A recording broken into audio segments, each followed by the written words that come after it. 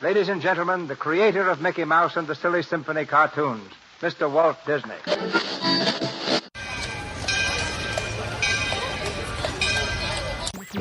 They have selected you to fill our quota, and they'll haunt you until you return.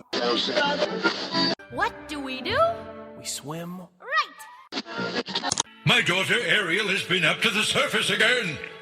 Somebody's got to nail that girl's fins to the floor. You know, you're probably surprised to see me here, aren't you?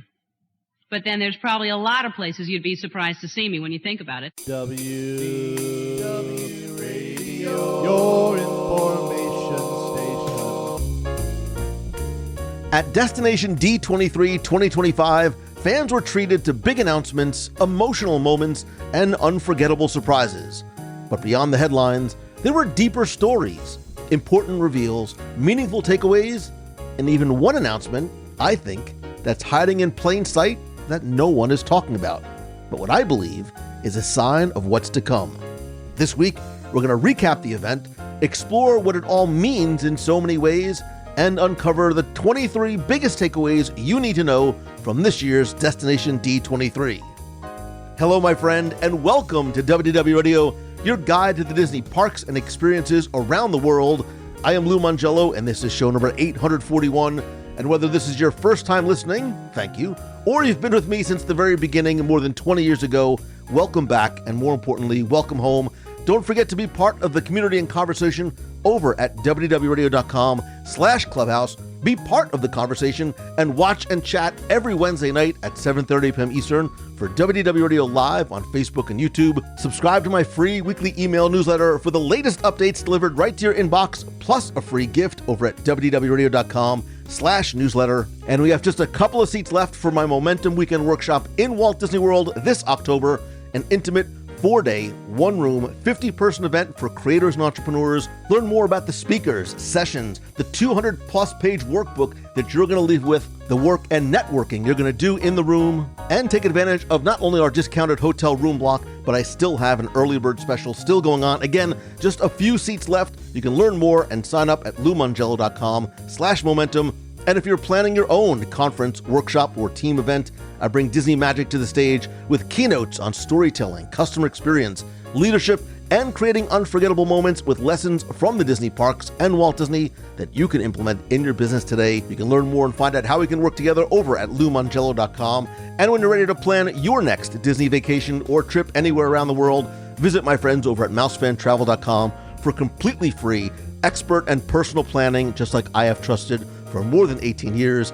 And if you enjoy this week's show, please subscribe, rate, review, and more importantly, share it with a friend. So sit back, relax, and enjoy this week's episode of the WDW Radio Show.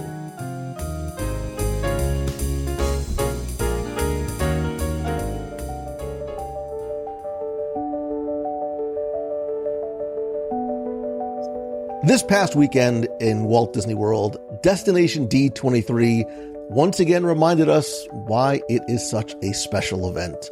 For 3 days, fans came together at Disney's Coronado Springs Resort to celebrate the past, the present, and a little bit of the future of Disney.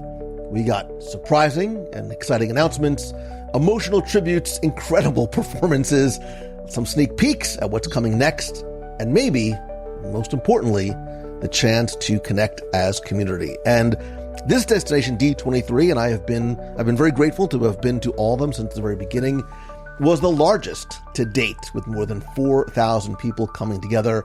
And it really took us as fans on a journey across the worlds of Disney with an amazing lineup of experiences, including announcements and sneak peeks, and there was shopping and an after-hours event, behind the scenes, live performances, and some surprises and special moments. And I think it gave us a glimpse not just into what is happening now, a little bit of the past, but a little bit of the, I think, bold and creative future that is ahead. And with so much to experience and to try and cover, here we're gonna talk about 23 of the biggest takeaways from Destination D23 2025, including, teaser, what I think is a huge announcement hiding in plain sight. And joining me today, I pause for dramatic effect. Joining me today and in the room this past weekend, so I can vouch for her emotional reactions, is Serena Lynn from Living by Disney. Serena, welcome back. Thanks for having me. I'm excited to dive into all this and process it in real time with all of you. Yeah, because it ended, last night, and we are recording, early the next morning, because I think we did need a little bit of time to take it all in and let it sort of just come together in our heads. But I also wanted to talk about it as quickly as possible while it is fresh. And, I talked about how we were, literally in the room together. We sat together for a lot of this. And I want to start right there. I want to talk about the importance of being in the room, right? I always talk about it's so important to put yourself in the right room with the right people in a business or personal sense. And I think this is a perfect example of that. In my, couple of Instagram stories where I, talk to camera, I kept talking about the room and the energy. So talk a little bit about that versus some other D23, Destination Ds, and Expos, because I think this felt very, very different. And then talk a little bit about your feelings, and if so, why? I agree. It did. The energy was amazing, and we use that word a lot, but I feel like the more and more we spend time in digital and online spaces, the more valuable IRL in real life interactions become, the more we can be moved by the energy of the people around us. And, I really encourage people that are listening to consider attending one of these. It might feel like a lot. It's obviously cost and time, but boy, is it just, there's something about being surrounded by people who love what you love. That's just it's so validating, but it's so rewarding. It just fills your cup up so much. Yeah. And it's funny because this was, when we say it was bigger, it's double the size of what it has been before.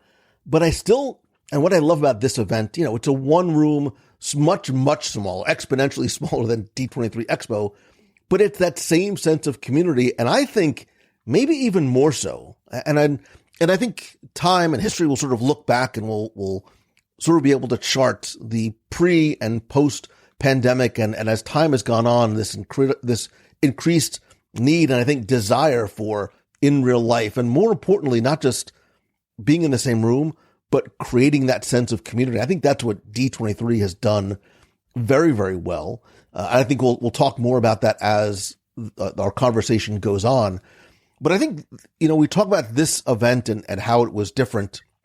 And as we approached the event, I held myself back. I don't know if you did, with here are my predictions for all the big announcements that are coming from Destination D23, because I don't need to go out of my way to be wrong. That happens naturally. And I've just come to set my expectations for this event, and I don't want to use the word lower because I think that diminishes what the event is, but they were different in terms of announcements because that's not what this event is meant to be. And I think sometimes we as fans set false expectations based on what we want, not what the event is. So for example, you may have seen the internet. There is no, people are like, there's no parks panel. Well, there hasn't always been a parks panel.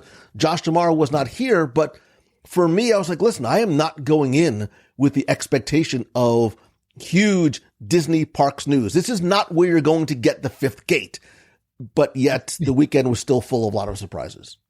Yeah, I agree. I think sometimes too, we can forget that the Disney company is more than theme parks. Like that's just one piece of this massive company that has so many parts, but also so many different types of fans, for everybody that's in that room.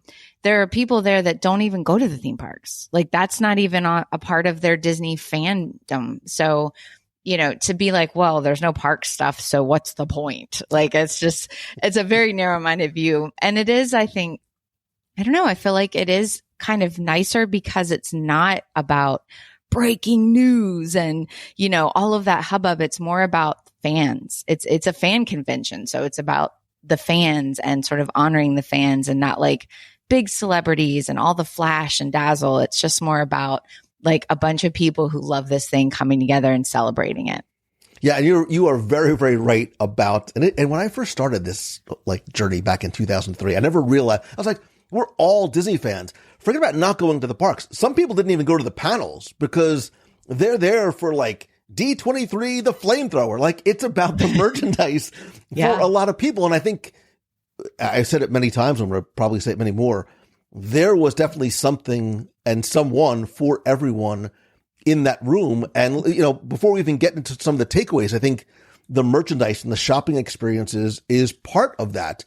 And again, I think I'll talk about the execution of the event as a whole, but, you know, the Walt Disney Company store, Mickey's at Glendale, the Ink and Paint Marketplace, not just having official Disney stores and access to places that you would not be able to reach otherwise unless you go to the studios, unless you go to Imagineering, but Disney Publishing is there. Disney Consumer Products is there. And what I love is that all the expos and Destination Ds also invite, you know, friends of Disney, right? The friends of Disney brands, Rock'em Socks and Rob. I love those guys.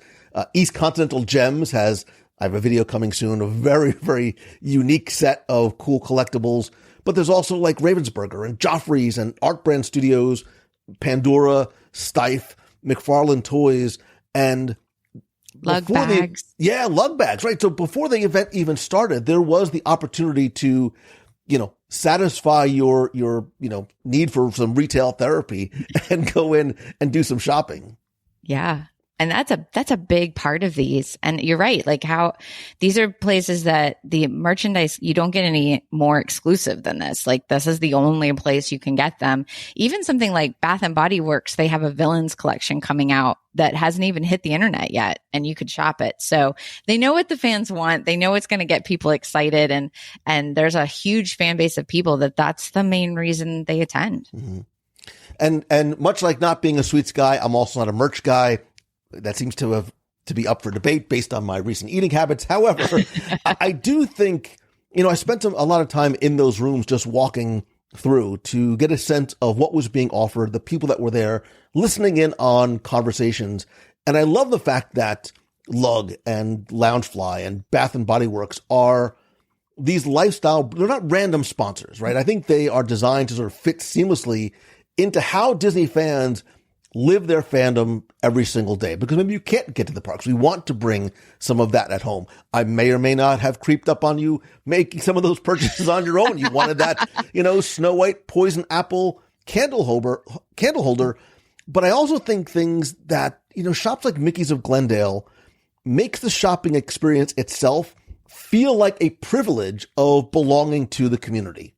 Yeah. And a big reason why you want to say, I was here at this event. I have the merch that shows it. I got the t-shirt that shows it, but I also got this really cool stuff that you can't get anywhere else. Yeah. And, you know, my favorite Imagineer has this shirt, or my favorite, you know, whatever. Like it feels very exclusive and very fun to shop around and look at all that. And I love to see the brands that are like Lug Bags, which is a, you know, family-owned business, husband and wife business that got that Disney partnership, and now they're sponsoring this whole event and you know, offering all of these things for fans. So it's fun to see the smaller businesses as well as the big corporations all kind of come together for something that the fans are going to love. Well, we keep talking about the energy, right? And the energy is not just the energy in the room; it's in the hallways and it's in these rooms, because the vendor halls and the sponsor activations, because it's not just, you know, lining up for merchandise. They really are sort of interactive exhibits, and there's people to meet. They really are a major part of the buzz, right? Watching fans line up and share their hauls and trade finds and trade pins and then post their experiences online, I think helps to fuel that community aspect of D23. And I think because they're creating tangible takeaways from the event, whether it's the Lug bag that you carry, and kudos to Lug. I think it is brilliant from a marketing perspective to give every single person one of their bags, or the pin you scored, or the exclusive candle that you bought. They become physical memories that are very much tied to the emotional highs of the weekend that we took away. And I think it's really smart of Disney the way they do it, because it's not just about we need to sell vendor space in this room. They really curate vendors that align with Disney's values of storytelling and creativity and fandom. Yeah. And they know what we like. I mean, they know what the fans like. So they know how to get the things in there that are going to excite people. Yeah. And it's right. And again, I think it's an extension. I'm going to keep coming back to community because I think it's really one of the things that impacted me so much this weekend. But it's not just about the panels and announcements, but about the things we're able to take home, share with one another, and then look back on, reflect in our homes or offices. But all right, let's get into it. Let's get into 23 of what could have been 230 for me takeaways from Destination D23 2025. And these are, I don't know what order my brain ended up putting these in. I tried to sort of curate them into a couple of different things, but number one for me, and I think this for a lot of us who not only attend, but exhibit there, this was the announcement I really was waiting for, is that D23, the ultimate, it used to be D23 Expo. I have to catch myself. The ultimate Disney fan event is returning with major expansion to Anaheim, California, August 14th through the 16th. It's once again going to be held both at the Anaheim Convention Center and the Honda Center. And Jody Benson was named the official D23 fan ambassador, who's going to engage with fans throughout the year leading up to event. Tickets are going to go up on sale in spring 2026. I know, Serena, you have attended before. I have attended and exhibited every time before. D23, this biannual event, is the thing I sort of mark on. I look to start marking on my calendar the minute the last D23, I'm going to call it Expo for brevity's sake, the last D23 Expo ends. I agree. I think they're my favorite event. And now with Destination really becoming its own event in its own right, now we get one kind of every year, which is great. And coast to coast, which means people have the opportunity to attend the one that's closest to them and most convenient. Also, both of them being close to parks means you can incorporate it into a park visit, which is nice. But last year, I don't know how you felt, but the addition of the Honda Center for the larger panels to me was wonderful. I loved it. I loved having a seat. Everybody had an assigned seat that you didn't have to stress, or, lines used to wrap around the building. People would wait all night. It was a lot. And now it's just much easier, much more convenient. And now they really have made it into a huge production. I mean, it is like, Taylor Swift Eras tour, but for Disney fans. Well, I remember when they first announced the Honda Center, like the logistics part of my brain is like, I don't understand it. Like, how are they going to get all these people from the convention center to the Honda Center? It's going to be a mess. It wasn't. It was seamless, and it was executed flawlessly. And the experience in the Honda Center did not make you feel like you were lost in a big space. It just felt like a that tight sense of community because you were surrounded by like-minded people, but bigger and better. And I've never been to the Eras tour, but I'm assuming it was like D23 Expo. But again, that crazy energy that was in the room. And I love the fact that they do that so more people can experience it and they can increase their production value as well. Yeah, they gave you a show. I mean, that is about the spectacle and the dazzle and the celebrities and all of that. But there's also this incredible energy in the room, when they make these big announcements and everybody's just, you lock eyes with the strangers around you in this just very we're all having this shared experience. It's amazing. So I love that you have one of these each year, but they're also different. The expo or the one in Anaheim is the big, the big spectacle, the celebrities, the red carpet sort of vibe.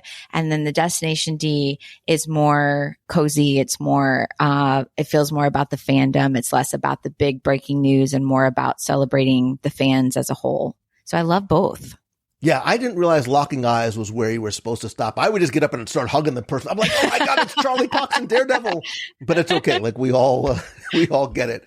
And actually leads me to the number 2 takeaway on my list is that the D20, it's not just D23, the ultimate Disney fan event and Destination D23, but the D23 events calendar is packed for 2025 and 2026.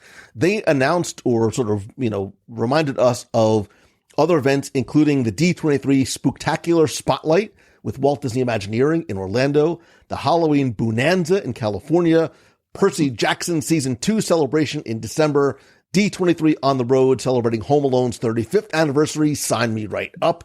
over 18 cities starting November 1st. A Jolly Holiday on the Lot is coming back December 14th for the D23 Gold Theater virtual Haunted Mansion holiday event. And something new, which I am very, very intrigued about, is the Walt Disney Los Angeles tour, including the studios, Imagineering, the Tam O'Shanter. Normally something that was reserved, some of those things reserved for an Adventures by Disney. You are now going to have access to a much smaller, again, much more intimate VIP behind the scenes tour led by Becky Klein from the Walt Disney Archives. I have 3 words for you, and they are sign me up. Yeah, every single one of those experiences sounds amazing. And we, as being part of working with Disney as media, we get some really cool opportunities. And these are every bit as cool as that. Like they're giving really unprecedented access. And I love that it's for everybody, absolutely everybody, any fan, anyone who's listening, you can go sign up for these opportunities and these events and get that really exclusive, really interesting access to all of the people and the places that create the things you love. I mean, that's amazing. Every one of those sounds fantastic. And they are in this incredible period of growth. And I just love that for them. And I love the fact that they are doing these on the road events. So it's not just you have to come to Florida, you have to come to Anaheim. And they've been doing this for a long time. And it's actually funny. Last week I was speaking at a conference in Cleveland, and a friend of mine is like, "Hey, I'm in Cleveland too. Let's get together and let's grab a coffee at your hotel." And I'm like, "Yeah, but you live in Detroit. Why are you here? Like, I hope you didn't drive 5 hours for coffee." And she says, "No, we're here for the D23, a Goofy movie event," which I didn't even realize was going on. And I was like, one, I love the fact that they are bringing this to people where they are with a 5-hour drive, and that people are willing to make that 5-hour drive, not because they can't watch a Goofy movie at home in the comfort, of their own couch with their own snacks and restroom. But it, again, Serena, goes back to this idea. We don't want to just watch the movie. We want to watch the movie with other people. We want to sort of have that shared experience in a movie theater. It's not about the merchandise or the pins or the celebrities or the autographs. I think it's about doing these things with other people in the room. Yeah. And I went to the Goofy movie one that they did here, and it was like, I don't know, like Rocky Horror Picture Show type of, where people dressed up in the theater. They had bouncing balls that people would pass through the audience. They had a giant inflatable car, just like Goofy's from the movie, that people passed over their heads when they would drive. They gave you a map with stickers, and along the way there was sticker stops, and they would put up a sign and be like, "Sticker stop." And everybody would take out their stickers and put it on them. Like, it was a whole vibe, and glow things. And I mean, it was a whole experience that wasn't about watching a movie that all of us could quote. It was about just having a good time with a bunch of people that love this movie. And now that I've done that, I'm like, okay, I have to do the Home Alone one.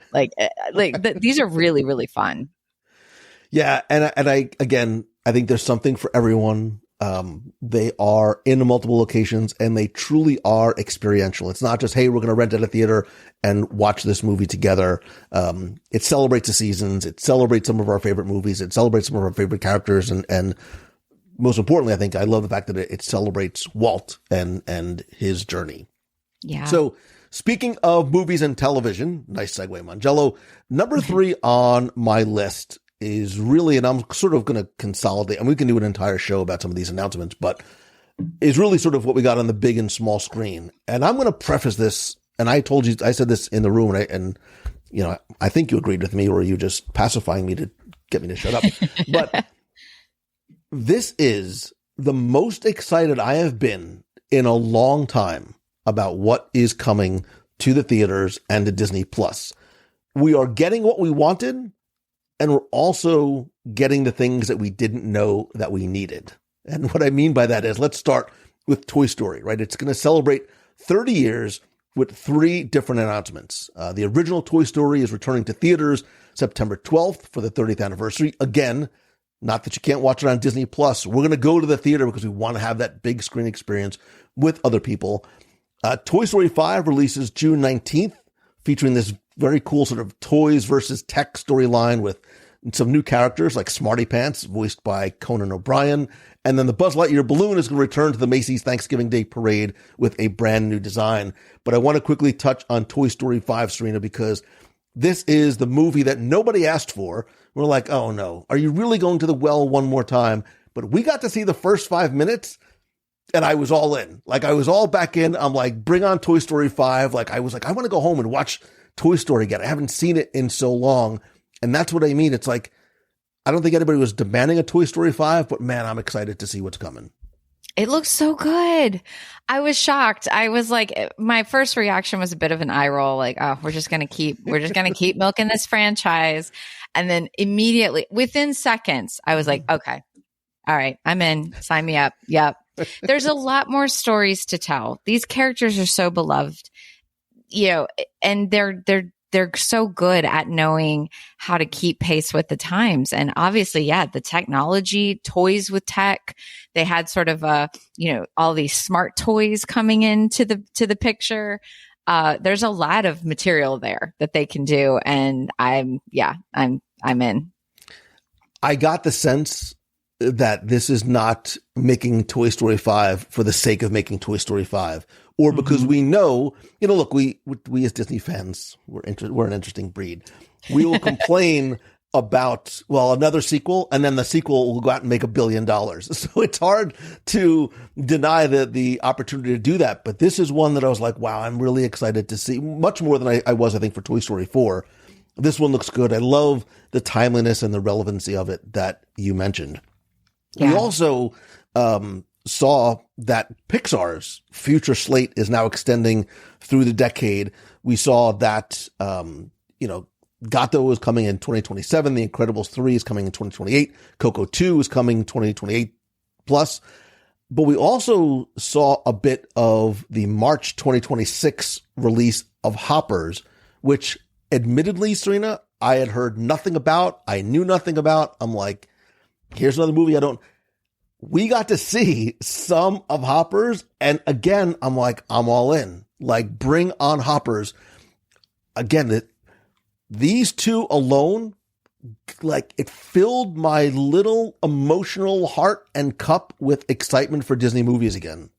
It did. They look so good. It felt like very familiar. Like it felt like a return to the Pixar that we've loved. And, lately they've not been hitting a lot of home runs. They've had some, but, this felt like everything we love about Pixar, which is take something that doesn't seem like it should be alive and have feelings and make us love it even more. And that's what they're doing with Hoppers. I had seen there was a viral clip of like a lizard being like lizard.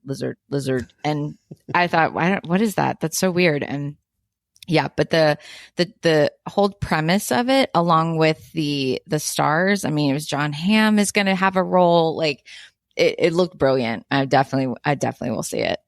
And if you haven't heard of Hoppers, as I didn't, basically the story is about a student who hops into this robotic beaver, which when I say it out loud, it sounds like, what is it? Trust me, it's going to make sense. And it does. It has that whatever I might have felt was missing from some of the recent films. I'm like, it's got it. Like this thing seems to have it again.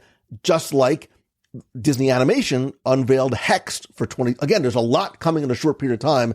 There's a new film called Hex, which is going to release next November. It follows an awkward teenage boy, so I can immediately relate, and his type A mom, it still tracks, who discovers that some of his weird traits and quirks are actually magical powers that transports them into this secret world of magic. A topic that I don't think really has been covered like this in a Disney movie. I think this is just the topic alone, Serena, is going to appeal to a lot of people. But again, we saw a little bit of the concept art. We're already on the high from stuff that we had seen. And this too, even the little that we know about it, the concept art looked beautiful. It did look beautiful. And people have criticized not having enough original movies. That's been something that, people say about Disney animation. So here we have an original concept, original movie. It's not a sequel. Let's hope that they do, pull out a great story. Disney, that's what Disney does best, is their storytelling. So yeah, the concept and everything looked really, really good. I'm very excited about it. And don't worry, more sequels are coming. If you love sequels, Yeah. Disney has a lot. Zootopia 2, I loved, and my kids still love Zootopia 1. That's coming out in this November 2025, with some new characters like Mayor Windancer, voiced by Patrick Warburton, who was in the room. Again, people lost their minds. And EMT Otter and the Baroness, both are voiced by Yvette Nicole Brown. I'm not sure if I'm reading into this, but I saw EMT Otter and I'm like, that's a brilliant reference, because I read it as Emmett Otter, which is a reference to Emmett Otter on Jug Band Christmas. Or am I seeing things that don't actually exist? Oh, I didn't think about that, but yeah, maybe so. They love their Easter eggs, so that would not surprise me. If it wasn't an Easter egg, I'm making it my own Easter egg, and I'm going to just think of it as Emmett Otter. After nearly a decade, Ice Age is returning. We forget now Ice Age is part of the Disney family. Ice Age Boiling Point is going to release in February 2027. Diary of a Wimpy Kid, the diaries continue to go on. That is going to be on Disney Plus. The Last Straw releases December 5th, 2025. And lest we forget that Disney also owns Marvel, we did get a very funny video message from Anthony and Joe Russo, the director of Avengers Doomsday. They were joined by Paul Rudd, who, again, speaking of magical powers, does not seem to age, but he's reprising his role as Ant-Man for the 5th Avengers film. And there was nothing really new that we got other than this message, but it really talks about the scope of the project. They called it the biggest movie that they've ever done. And I think including a little bit of a teaser of some of the replayed footage that we've seen before really is just helping to set the tone, set the excitement for Doomsday. Yeah, Paul Rudd, like you said, he is I don't know what kind of voodoo he's got going on, but I want some of it. Like, he's amazing. But the little teaser they showed was great. And then they re-showed that clip of all of those director's chairs with all of those names on it. And when you really see it lined up, you just realize how many big stars are involved in Marvel. And of course, having Robert Downey Jr. in Doomsday, like we're not going to see it. I mean, obviously We're going to see it. The scope of it seems huge. And understand what I mean by this. Like, a lot of the movies that have come out have done very, very well in box offices. They have their fandoms, but at the end of this, I felt like there was almost a little bit of a realignment from the studios and from Pixar and from Marvel. Like, okay, we've tried some other things, not everything. You don't always hit a home run every time you get up to bat. However, we are going back to what we do best, creating the stories and the characters that love, and some that you don't know, but I think are going to fall in love with. And again, I had this renewed sense of excitement, not just about waiting to see it when it comes on Disney Plus, but getting back to that theater on opening weekend and seeing it with other people. Yeah, that's what you want, right? You want people to actually want to go to the theater and have a movie that, again, an experience in real life. You're not at home. You're out there with other fans. There's an energy to that as well. And, if they can give people an experience with their families, especially with those Disney animation movies, I think, we miss that. I miss that. Like, I love a movie theater experience. And the fact that we got to see not just, some concept art, but some of these previews and trailers that have not been shown before, those are the little surprise moments. Those are the gifts that somebody asked me before I went. He said, what are you looking forward to? Somebody from Disney said this to me. And I said, it's the stuff that you haven't told us is coming yet. I'm there for all the things. I don't want to know everything when I walk in the door. I want to be surprised. The movies were the first surprise. You may or may not have seen this, but metaphorically speaking, Serena, before Destination D23, there were mobs of people with torches and pitchforks, like so sad, so mad, so clearly angry. X, I'm looking at you, that there was no Disney Parks panel this year. And why am I even going? And what are they doing? And I'm never going to Disney World again. just slow down, because let's go over to the Disney parks. I said this before. I said it over the weekend. Nobody had this on their bingo card. But number 4, which really could have been and maybe should have been number 1, the Magic Kingdom is getting a historic Carousel of Progress update with a Walt Disney audio animatronics figure coming to the Carousel of Progress, the first major update since 1993, which doesn't sound like long ago, but it's almost 30 years. And the Walt animatronic, which we saw earlier in Disneyland in 2025, is going to be added to a new introductory scene with the heart of the attraction, I think, remaining intact. Again, nobody saw it coming. The room lost their mind. And it's funny because the conversation has happened over and over again, probably even between us, about updating Carousel of Progress. Well, how do you do it? Can you do it? Should you do it? Is it the final scene? Is it the first scene? Do you start from scratch? I think this is almost the only way you can do it, is by having Walt Disney come in and talk about this attraction that he was so intimately involved in. It is not going to be the same figure in his classic gray suit. If you go back and watch, go to YouTube, and there's a video of Walt talking about the Carousel of Progress in a much more almost Mr. Rogers-like casual pants, and he's got his tie and he's got his blue, button-up sweater. It's a little bit more of like a comfortable, relaxed Walt. And I like the fact that this is not going to be a carbon copy of what we have in Disneyland, which, again, I think until you see it in person, you cannot and should not judge it. I think it is spectacular and well done. I am very, very excited for this update to an attraction that I still love, not for the air conditioning, but for the content. It's one of my favorite attractions at the Magic Kingdom. And I agree. This is when you know Disney is really getting it right, is when they announce something and it sounds like, well, yeah, obviously that's the obvious thing that they should do. Of course, that's the clear choice to make. And that's how I felt about this. Like, I wasn't thinking about that. Like, oh, they should add a Walt animatronic to Carousel of Progress. But as soon as they said it, I was like, that's perfect. That's literally perfect. What a great way to update an attraction, give it a whole new life, give it a whole new reason to visit, introduce people to Walt. This is the attraction that is Walt's name is on it. It was something that he was really passionate about. So he gets to tell you in his own words why he loves this attraction so much, why it's part of the storytelling in his theme parks. And then we get to have that sort of time travel moment where we get to follow this family that we've loved through all these decades. It's a perfect way to blend old and new and keep Walt in the parks. I loved it. I love everything about it. If you go to next time you go to Carousel of Progress and you go to the final scene, look all the way to the right at the little cork board next to where the mom is working. And there still is a little handwritten note there you have to zoom in on. It says, Marty called, wants changes. Marty, you finally got your changes, and Walt is coming to Walt Disney's Carousel of Progress. I can't wait. Knowing the love and the care and the respect and the importance and the meticulous attention to detail that was brought to the attraction to Disneyland, I cannot wait to see what they do here in Walt Disney World. All right, I want to keep going. We have a lot, and we're only on number 5. Okay. Let's stay in Magic Kingdom.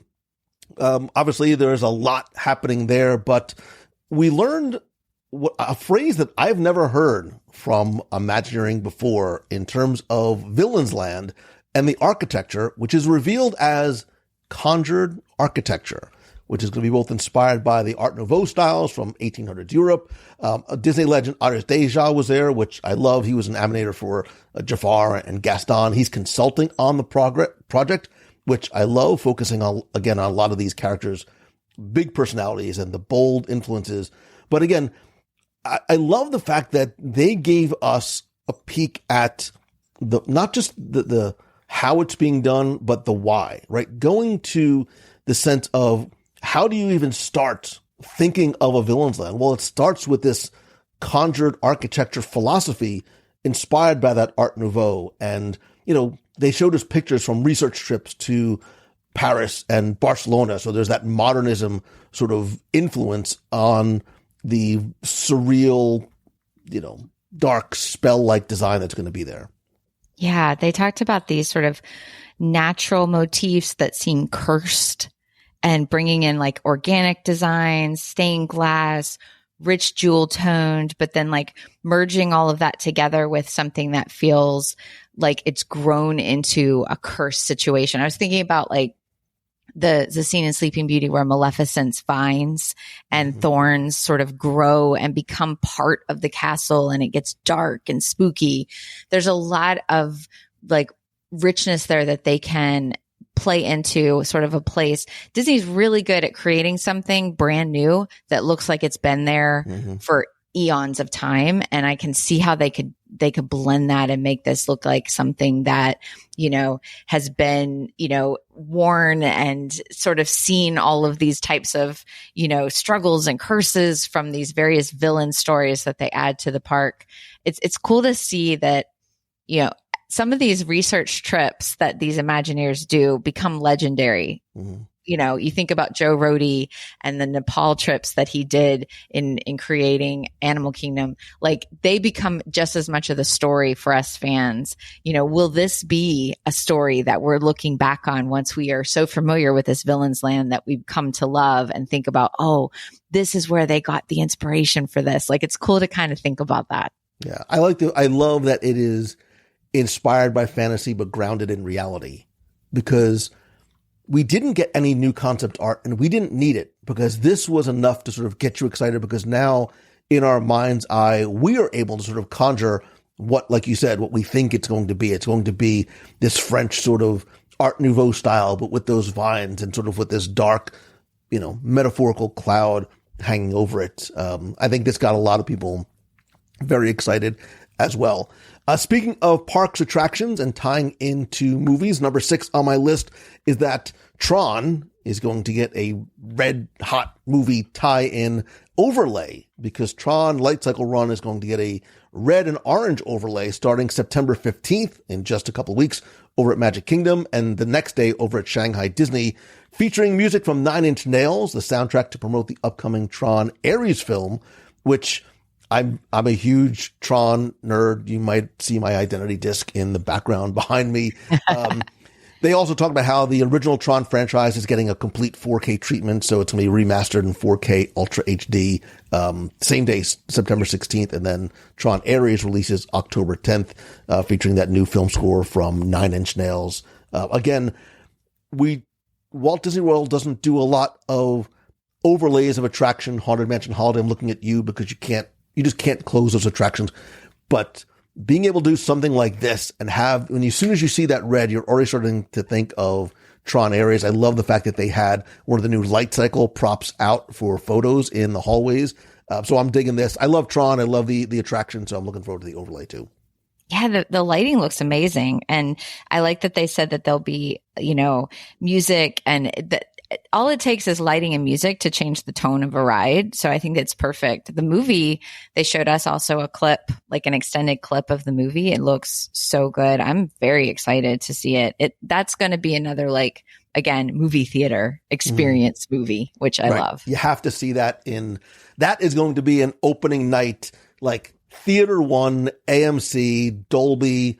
Nobody talk to me. I need to sort of lock in and check out Tron. All right. Number 7, as long as we're talking about the parks, it is not just Walt Disney World and Disneyland, but the international parks are expanding with new attractions and entertainment. World of Frozen is opening this spring in Disneyland Paris, as Walt Disney Studios Park is going to officially be renamed Disney Adventure World. We saw a video of Elsa's Ice Palace being installed. Hong Kong Disneyland is getting Wayfinders, which is a Moana-inspired table service restaurant later this year. There's also going to be a new party coming to Disney California Adventure. And I mention this as its own thing, Serena, because we were talking earlier. I think there is, for us domestically, I have started to see this new and renewed, not just interest in traveling overseas, but actual travel overseas. I think as more people are going to these international parks and sharing their experiences, the accessibility, the ease of traveling and not having to worry about language barriers and things like that, more and more people are now just not watching videos of what it looks like to visit these parks, but they're actually starting to book their own trips as well. Yeah, that's really exciting. As someone who's not done to the Asia parks yet, I've got to do it, but it does make it accessible. Like, it doesn't feel like it's so far reaching, especially when you get to see so many different people sharing their visits. I also love that they showed us them assembling the ice castle up high and how it's all these various pieces because it's something that's sort of in the distance. So it's up high, but it looked beautifully done. And they said what, spring? It's spring of 26. So that's like right around the corner. Yeah. And I think if you can and are able to visit the international parks, you absolutely should. I think, if you're, I'm speaking, if you're domestic here in the US, I think Disneyland Paris is a great first step to do that. It's very accessible. It's very easy to get through. It's very easy to navigate. And then look, as long as you're there, just keep on going. Just keep going east and go over to the parks in Asia. Shanghai and Hong Kong are like right across the street. And then don't go to Japan. Do not go to Japan because it will spoil you for the rest of the planet and vacationing anywhere else. I think Tokyo Disney Sea is the best of the best of the best. Again, another conversation for another day. For number 8, let's go back. Let's ground ourselves back in the Magic Kingdom because the night before Destination D started, we had an opportunity to get a sneak peek. Well, actually, it was opening day of the Beacon Barrel Tavern over in Magic Kingdom. And again, the hype leading up to this as one of Disney's most storytelling-rich dining venues is real. I still believe that the Haunted Mansion Parlor, I know I'm a broken record, is on the Disney treasure, is possibly the single greatest storytelling and placemaking space Disney's ever created. Beacon Barrel, I need to go back a few more times because you are very much giving that a run for its money because I think it blends. I think we sort of agree that the same thing. It is this blending and marriage of influences from Trader Sam's and Oga's and the Haunted Mansion Parlor with Pirates theming, the interactive, very immersed crew, hidden details, great menu, a repeatability factor. I think that comes because there's so much to see. There's so much to experience and it sort of does not go on a very short looping cycle. I was very, very, very impressed. My head was on a swivel. Like I needed a neck brace when I was done because I was just trying to take it all in. I was hugely impressed. I don't know what I kind of expected, but I completely agree. Haunted Mansion Parlor is the bar. They set the bar. I mean, that one blew all of the other bars out. Like it was just like that was on a whole other level, a league of its own. And it was the way that they showed us, wow, Disney can really combine everything we love about attractions into a dining or a lounge venue. Like that's not an easy thing to do. I mean, on a ride, you're in a ride vehicle, they're controlling where you go and what you see and what you do. Whereas these spaces are ones where people are roaming free and yet they manage to give you the same type of storytelling and experience with things happening in almost a show element around the spaces. But I also love with Beacon Barrel, it's not too much. It's not something happening constantly where you also can't have a conversation with who you're with or you feel overwhelmed. It's just enough where it's like, oh, this little fun element. Oh, that's cute. Oh, that was so fun. And then you get a little break, Yeah, very much. It feels like Trader Sam's, but at a larger scale. First of all, it's a beautifully designed space. And I love the communal table right in the middle, much like Trader Sam's has. I love the fact that there's little rooms. There's more intimate spaces in the corner, in the back. If you're in that center area, yes, you can see the parrot come out and have some of those interactive elements around the beautifully designed bar. But you also can sit farther away and there's sort of like little sweetheart tables and there's booths and there's the cool little jail cell that you can sit in. And you almost forget what this space looked like before it was Beacon Barrel, right? When it used to be the merchandise location, when it used to be a Pirates League, way back when it was sort of the pirate bibbidi version of the Bibbidi Bobbidi Boutique. Really, really, I think a very smart use of the space and design and theming. And again, I want to go back. I want to give it a little bit of time to sort of go through, like any restaurant. I want to sort of let it go through its not that I saw any growing pains, but let it go through its time and then go back and have a full, 45-minute experience when I go. Because the food was we also tried the arepas and one of the desserts, and it was excellent. Yeah, it was really good. The drinks are really good, very solid. I also think that, it's going to be massively popular. It's going to stay popular. So it's going to become a dining reservation that you're going to want to prioritize if you're planning a visit. This is going to be like right at 60 days, put this one in the top of your list, because I don't know that the hype's going to die off on this one. I think this is going to be one, because after we were there 45 minutes and I just thought, oh, I want more time. Mm-hmm. So I know if people are visiting, it's not like a one and done. I think this is a space that you're going to want to visit a couple times, maybe sit in different areas, try a different drink, try a different snack. So because of that, I think it's going to stay popular for a while. So definitely prioritize this on your ADRs. Make sure you get to visit it, because it's worth it. And I thought about it sort of in context too of what else we have gotten in the parks, specifically in Walt Disney World. Geo 82, I'm looking at you. Look at these two new venues, completely opposite ends of the spectrum. Geo 82, a much more elevated, adults-only experience with unique cocktails and menu items, versus a storytelling-driven space like this. Again, the something for everyone, really trying to create places and spaces and things for whoever you are and whatever it is that you're looking for. And the fact that they are inside the Disney parks, you almost forget that you're in a theme park when you're there. Yeah. And Beacon Barrel too is family friendly, which is nice. It's great for the whole family. And they had a really nice, like, little platter kind of specifically designed for kids with a fun little lemonade drink sold in, given to you in like a fun little cup, and little cake pops and stuff. So they're definitely making it something that the whole family can enjoy, which I like. And I also love looking at it from the opposite side.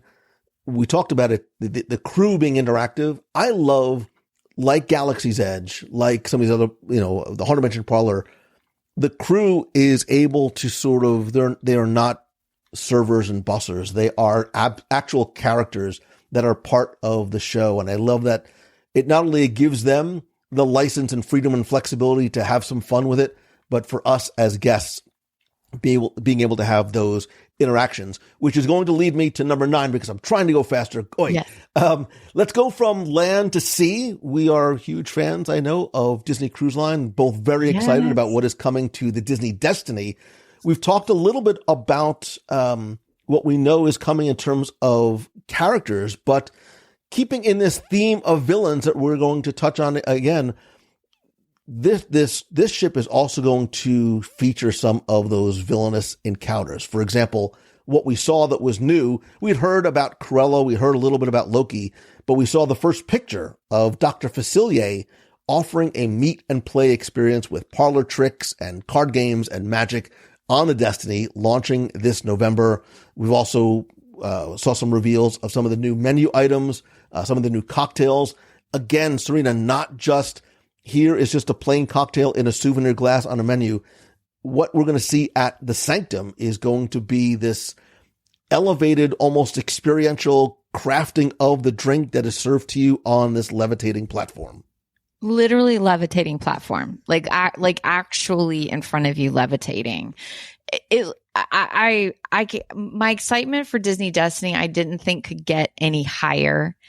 And now I just, the experiences that they're explaining how they're going to use the space, especially in the Grand Hall, which is the most beautiful thing to me about the Wish class ships, is that huge center area that they can use as a place to come together for several moments throughout your cruise, and as a way to really have continued storytelling. There's lighting, there's like a show element built into that space. And now that they're saying, Loki is going to be a part of that, they showed a picture of the Grand Hall with his green light and him up on this balcony, sort of grandstanding, in the way that we know that he can do. And Cruella, again, all of these spaces that you immediately, when they tell you, you see it. you're like, yes, I can see exactly how that's going to work, how much fun that's going to be. And a lot of sort of surprise and delight type of things that aren't necessarily going to be set in stone, but might, come upon them throughout your cruise, which I love. I cannot wait to see that ship.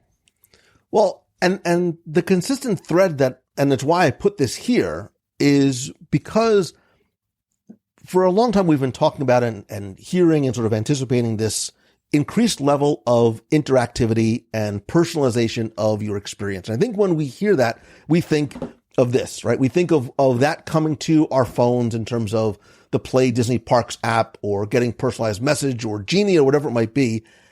I actually think it's different. And I think what we're starting to see is that interactivity, that personalization, those sort of unique experiences are not from your devices, but from the people, right? We're seeing it at Beacon Barrel. We're seeing it with these new meet and play type experiences that we're going to start to see on the Destiny. I think they're going to sort of roll those back to other ships as well.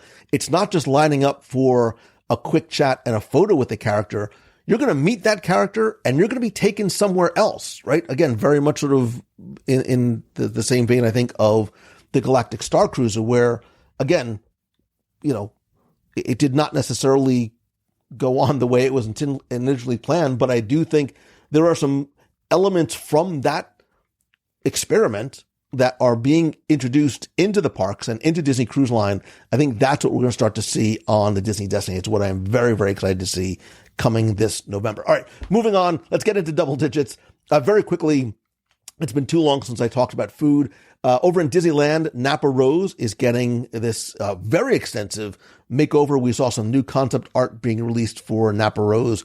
Again, this elevated craftsman design, that timeless architecture, the little sort of more modern, sophisticated Californian architecture too.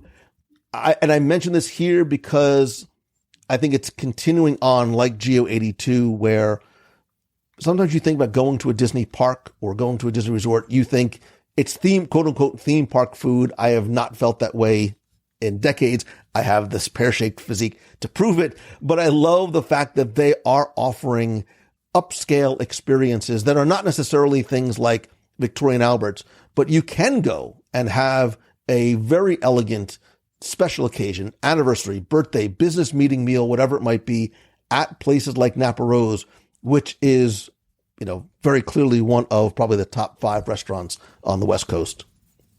Yeah, it has the most beautiful bar area too. And the concept art they showed of the outdoor dining looked stunning. And that's actually a place where you can be outside and not want to die from the heat.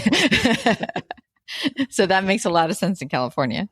Yeah, I'm looking forward. And at Napa Rose, you talk about, some of the more difficult advanced dining reservations to get. I think that is going to be increased even more so. All right, moving on back into the parks. One of the panels that I really enjoyed was about the castles. And so number 11 for me is sort of the castle history and the updates. We got a lot of rare, I'm a historian, I'm a history guy, but we got a lot of rare details and photos and videos we never saw before about Sleeping Beauty Castle and Cinderella Castle and the mosaics and the dragon in Disneyland Paris and the spires.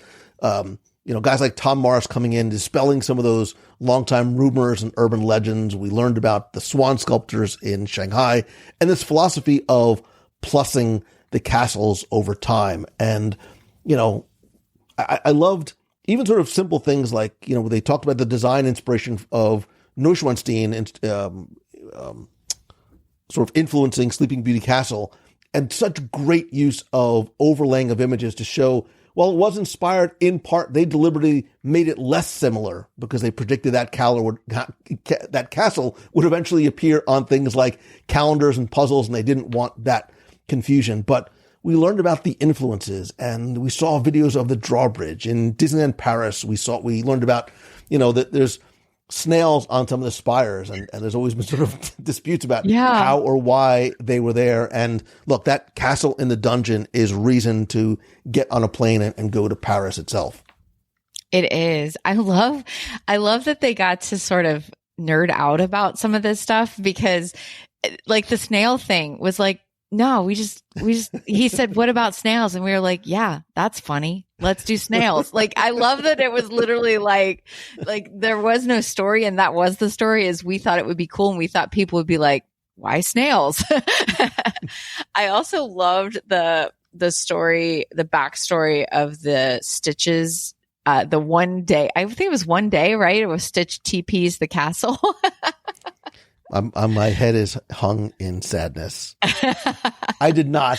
That for me, Serena, was not one of my fondest views of. I did it. I know I'm a nerd. Like, it's just a castle. I was like, I thought it was disrespectful. I know it's stupid because I know it's a goof and I know it's a joke and I know it's to promote the movie. And I'm like, I thought it was disrespectful, the toilet paper in the castle. Well, I'll get over it eventually. The funny thing is they're saying it was very much not received well. Especially by people who were visiting that day and wanted their photos with the castle, understandably. But I loved the way the Imagineers talked about it as almost like it was like almost urban legend to them. Like basically, can you believe these guys had the guts to do this? How cool that they actually did this. Like, that was crazy. And that somebody actually let them do it. It was hilarious. They even had Stitch come on the stage and basically TP the whole stage as just an example of the ridiculousness of it. I will say, and again, one of the biggest surprises, one of the things that got most people most excited and got the biggest cheers over the weekend was paint. Because Cinderella Castle is returning to the classic color scheme of grays and creams and blues and some of those touches of gold, moving away from that pink and gold 50th anniversary color. I love every single thing about it. I think the castle is beautiful right now, but I do love that traditional castle look. But the reason why I sort of put all these together is I wanted to have this. It's not just about the return of the color of Cinderella Castle. I think this really reflects the Walt philosophy of plussing, right? The day after Disneyland opened, he's always tweaking, upgrading, and adding details to make things better. And I think these castles are living icons that are designed with room, not just for improvement, but evolution, whether it is the updating the color palette, adding the history, adding some of the hidden Easter eggs like the coat of arms or the mosaics or carvings, and being able to enhance the castle and their roles in things like the nighttime spectaculars, where they're treated like characters in the story and not just backdrops, right? So they're not just these static monuments, they're living, evolving icons. And I think that carry not only sort of very deep Imagineering artistry, but some of that whimsy and that humor. I love that story from Tom. And I think more importantly, there's emotional resonance with these because they are these timeless landmarks, but are also these ever plussed storytelling canvases as well. Yeah, I love to, like, we heard from the creator, the show designer for Happily Ever After, and how they treated that show. They treated the castle as a character. Like, the castle is a character that actually speaks and talks and has its own journey throughout the show. And that's the first time I've really thought about the fact that maybe that's why the audience connects so much with that show. That show has just become so beloved. Maybe that's part of it, because to us, the castles are far more than a building. A Disney fan sees the castles as really, they become the icon that represents the whole park for us. So it's interesting to see that even from a show standpoint, that's how they approach it. Mm-hmm. Yeah. So next on my list is still tied to the parks, but going back to the screens, because sometimes some of the most exciting and sometimes even maybe interesting and emotional trailers are not necessarily for the big budget Dolby surround sound movies in theaters, but what we get on things like Disney Plus. And in the Creating the Happiest Place on Earth panel, filmmaker Leslie Iwerks unveiled a trailer for a new documentary called Disneyland Handcrafted, which is going to premiere this winter on Disney Plus and on Disney YouTube, which I think is interesting. Yeah. Leslie Iwerks, she's Oscar and Emmy nominated, very deep Disney lineage. Her grandfather was Ub Iwerks, her father is Don Iwerks, who are both obviously Disney legends. And this is the one I am, again, a sucker for, archival footage I've never seen. And as somebody who's, I do a lot of research. There is so much that nobody has ever been seen or even scanned before from the archives, including like these raw 16 millimeter reels that were originally used in programs that never saw the light of day, and like even for Wonderful World of Color.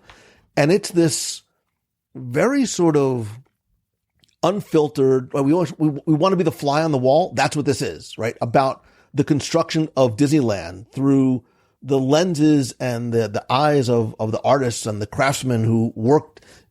And I still don't know how they built this in a year, but they did it. And I think it's perfect timing, obviously, with the 70th anniversary. And I love that this highlights some of the people who we don't think about when we go into the parks, the people whose names are not on the windows, but the workers and the craftsmen who are, building the literal and figurative foundation for all of these Disney parks worldwide. I know that the trailer is now online, and I don't think they gave a specific release date for it, but I do know it comes out this winter on Disney Plus. And it looks so good. It looks so good, honestly. And I also love that, again, it's highlighting Walt's vision and how quick it was. So fast. Like when you see the footage of the space before they're building Disneyland, it just, you're just struck by, the vision that he had, and it was so clear and it came to fruition, but how many people that obviously it took to do something on this scale that had never been done, and to do it in that short time frame. I can't wait to see some of this footage that they've got, because even just the bits they were showing us is stuff I'd never seen before. And I think it goes to Walt too. I think now we almost take it for granted. When they're making a Marvel movie, there's a whole another crew that is making of the Marvel movie. This is 1954. And Walt was like, we need to just get cameras out there and just film everything. And it shows his literal and figurative vision for the importance of capturing what, you want to talk about something that is much more than, quote unquote, just a theme park. And to be able to see that, I love being able to see the never before seen stuff before. So I know a lot of history nerds like myself are very, very excited for this. All right, I specifically put this at number 13 because we talked about, getting what we wished for. And for a number of years, we know people have been asking for and getting more Disney villains. And they really are taking center stage across all of the properties. And there was a Disney Villains Icons of Evil panel. Again, we learned more from Imagine. I know I've known Wyatt Winter for years, and Caroline May. They talked about, construction for Villains Land is on the horizon. They talked about that conjured architecture, but they also talked about the Disney Villains Unfairly Ever After show over at Disney's Hollywood Studios. Over in Disneyland Resort at Oogie Boogie Bash, there's not just this focus on the villain, but there's also a brand new villain encounter, Syndrome from The Incredibles. I haven't been to Oogie Boogie Bash in years, and now I want to go just to see Syndromes from The Incredibles. There's also other enhancements to Villains Grove and the Frightfully Fun Parade. We talked about Dr. Facilier and Maleficent and Cruella on Disney Destiny. Look, even in the merchandise, right? That Bath and Body Works Villains collection. Mattel introduces a new Ursula collectible dolls. There are new villains and entertainment coming to Hong Kong Disneyland and the overseas parks. And I think this is Disney sort of saying, we hear you. We know you want more villains, and we are going to give it to you across the line in spades. Yeah. I think people are like, yes, more. Absolutely. It's so interesting to see. I don't know. I feel like they are tapping into something that people have been asking for a while. Oogie Boogie was one of the first events that really offered so much villain encounters, and sort of it became the point of the entire event. But Disney World hadn't really kind of gotten on that boat yet. But with Villains Land, obviously it's coming. But even with the Destiny and seeing the focus on villains and the Destiny, I don't know if it ties into the sort of Disney adults and the fact that so many adults are coming and looking for experiences maybe that aren't just made for kids, but they understand it. They get it. I may have bought a few villain items from that Bath and Body collection myself. Yeah, I love it. I think it's super exciting. And it's really interesting to see that obviously the response has been great. So they know they're on the right track. Yeah, there's Disney fans definitely have a dark side, right? So, and that's leading me to the next thing on my list. I'm sort of trying to sort of tie these together so it makes sense. Disney fans have this wonderfully playful dark side. And when they made this announcement, I don't know if I leaned over to you and was like, did they say what I think they just said? Did they just talked about murder in the Destination D panel? Because Disneyland's Haunted Mansion Holiday is getting not just a new gingerbread house, but it's called A Murder So Foul. And I was like, wait a minute, what is he saying? Is it F-O-W-L or F-O-U-L? But this year's Haunted Mansion Halloween ballroom centerpiece is going to be this towering gingerbread house called A Murder So Foul. Again, continuing this tradition of these very elaborate, one-of-a-kind gingerbread creations that have really been going on since 2001. This one is going to be 13 feet tall. It is going to be very, very dramatic, as it should be. 400 shingles, 200 pounds of gingerbread dough, and a murder of, not murdering, but murder of 13 crows, and there'll be hidden Mickeys and things like that. I love the use of the crows, not just in the title, but in the thing, and sort of this nod to the ravens that appeared in the original Haunted Mansion attraction. But again, they gave us a sense of the creation and the craftsmanship and these, I think they said there's 8 pastry chefs that build this over like 9 different days. And for the Haunted Mansion holiday over there, it runs to, I think, early January, or that first week of early January. Yeah, they released a video of it, which was so ridiculous because it's like the gingerbread ravens are talking to the chef, and it's ridiculous in the best way possible. Like I love the humor that they have with that entire project, but I also love how, yes, there's a dark side in this villain thing, but it's also like just very wholesome too. Like I maybe it's just me because I've been seeing a lot of Halloween Horror Nights coverage from media friends right now, and everything I see, I'm like, ooh, that's just not my thing. You are not going to need a poncho in Haunted Mansion Holiday. No poncho will be needed, and you're not going to leave disturbed in any way. Like it's still done in a very Disney way, but they do kind of get that little tongue-in-cheek humor with it too. And it's not just domestically, right? We obviously have the very not so scary Halloween party here, which we experienced this past week.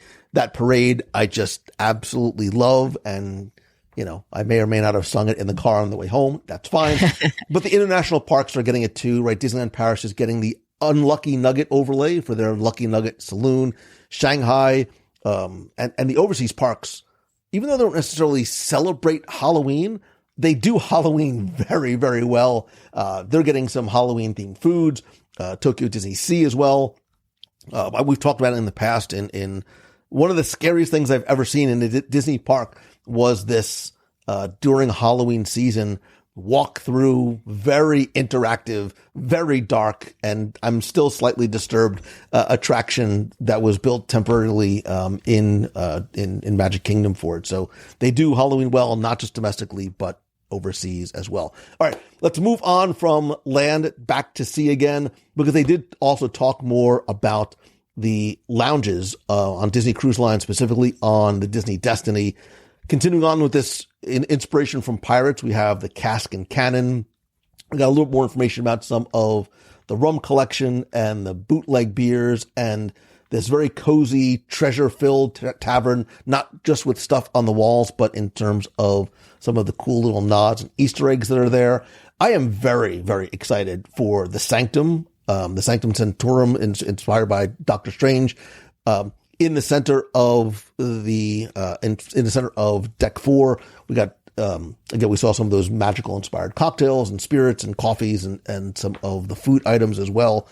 And we also learned too that the Haunted Mansion Parlor, sort of piggybacking on the success of Disney Treasure, while it is going to basically be a mirror image of the same, it sounds like there's going to be not just new cocktail mugs, but new cocktails as well.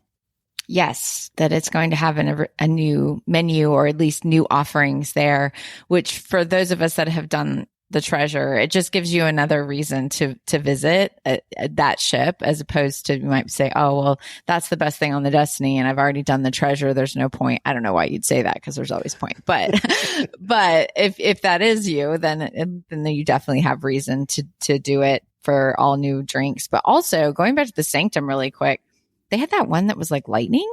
Did you see that? Is that the mirror dimension? Yeah. How is that? How is there light? It looked like lightning in a bottle, essentially. And I'm like, I don't understand how you can do that in something that I'm going to then ingest. Do you remember, you're probably too young. Do you remember many, many, many years ago, they used to sell those globe things? The globes that you would turn on and we would touch it, and the quote unquote lightning, the energy bolt, it almost looked like a Tesla coil. The way that it's the same thing, but it's going to happen on your glass in your drink. I don't want to know how the source. You don't know how the sorcery happens, but I cannot wait to try it. Yeah, it looks so cool.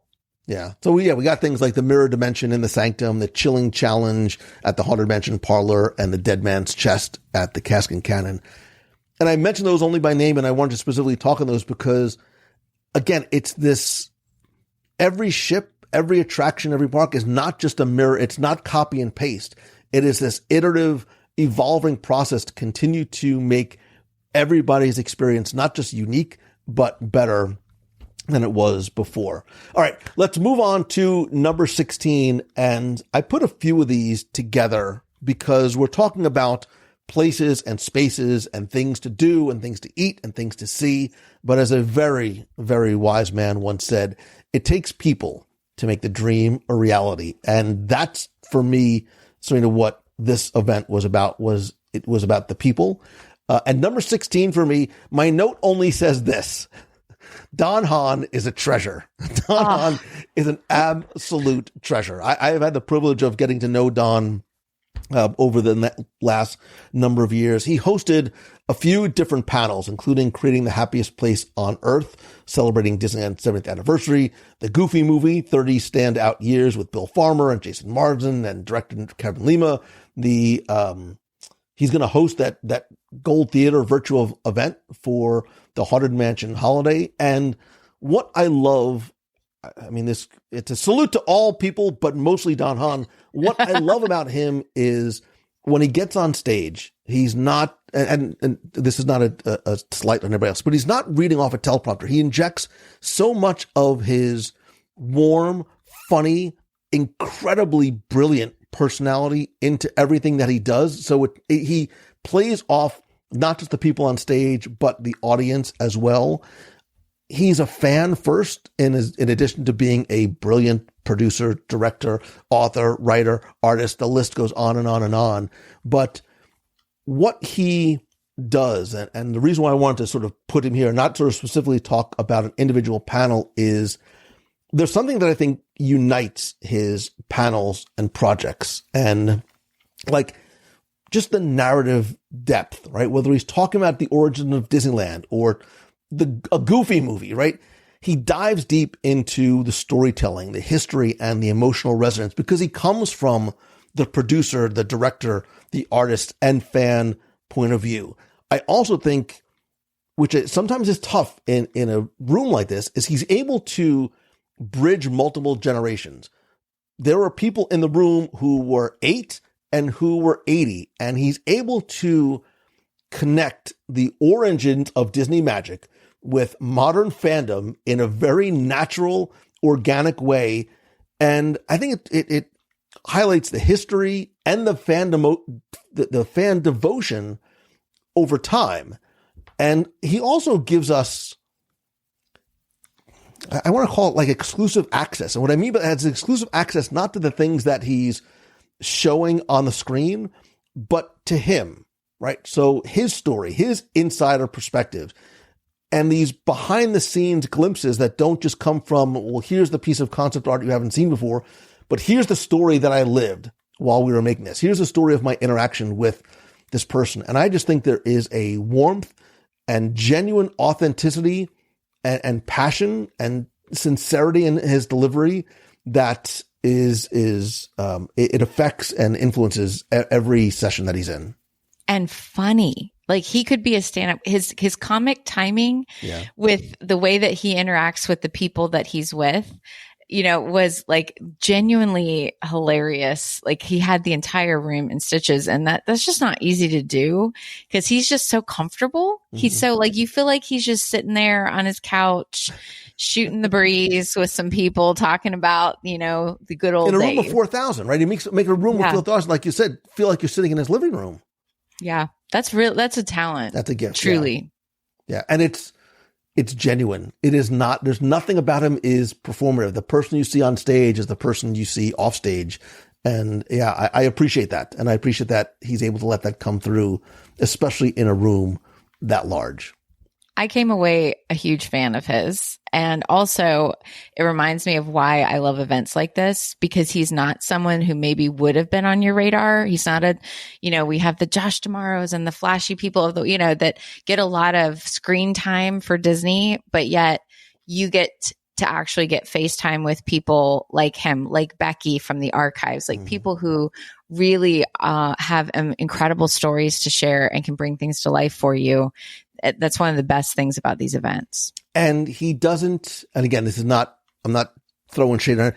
He doesn't sit in a green room and he doesn't walk around with an entourage. He's just walking the halls. He's looking at the merchandise. He's attending the panels because he wants to be there. Like he genuinely loves it. And he loves having conversations with people. I mean, usually I have to look up at him because he's like 11 feet tall, but he's, pictures of he and I together are always very funny because I'm an Ewok and he's, a giant. But, yeah, I wanted to call him out because I appreciate him so very much. I'm going to do the same for I'm trying to keep track of number 17, and somebody I've known and watched his journey going back from when I very first started is Stephen Vagnini and the entire Walt Disney Archives team. He did Down the Rabbit Hole with the Walt Disney Archives, which is sort of the thing that I had sort of metaphorically circled because I love Stephen.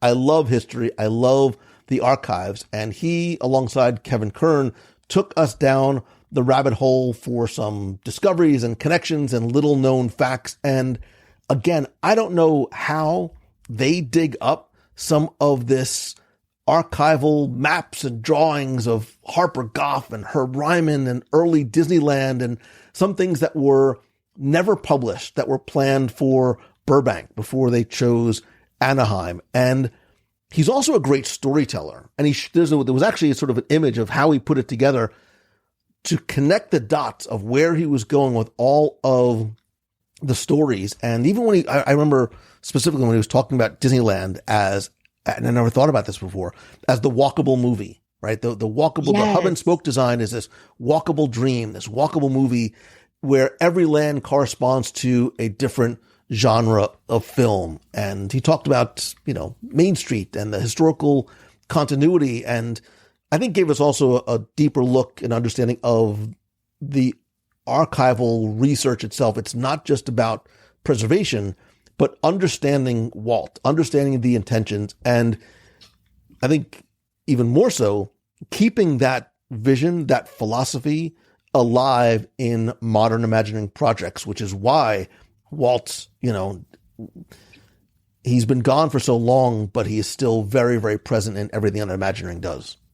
Yeah. I was thinking about that, how they're presenting this information to us as fans, but they're also sharing this information with everyone who works for the Disney company. Everyone who's present, all of the cast members that are there present, all of the PR teams and the events team and the Imagineers who are there for their own panels are also getting to hear this deep dive into the history of the company that they work for. And that's going to influence their jobs going forward.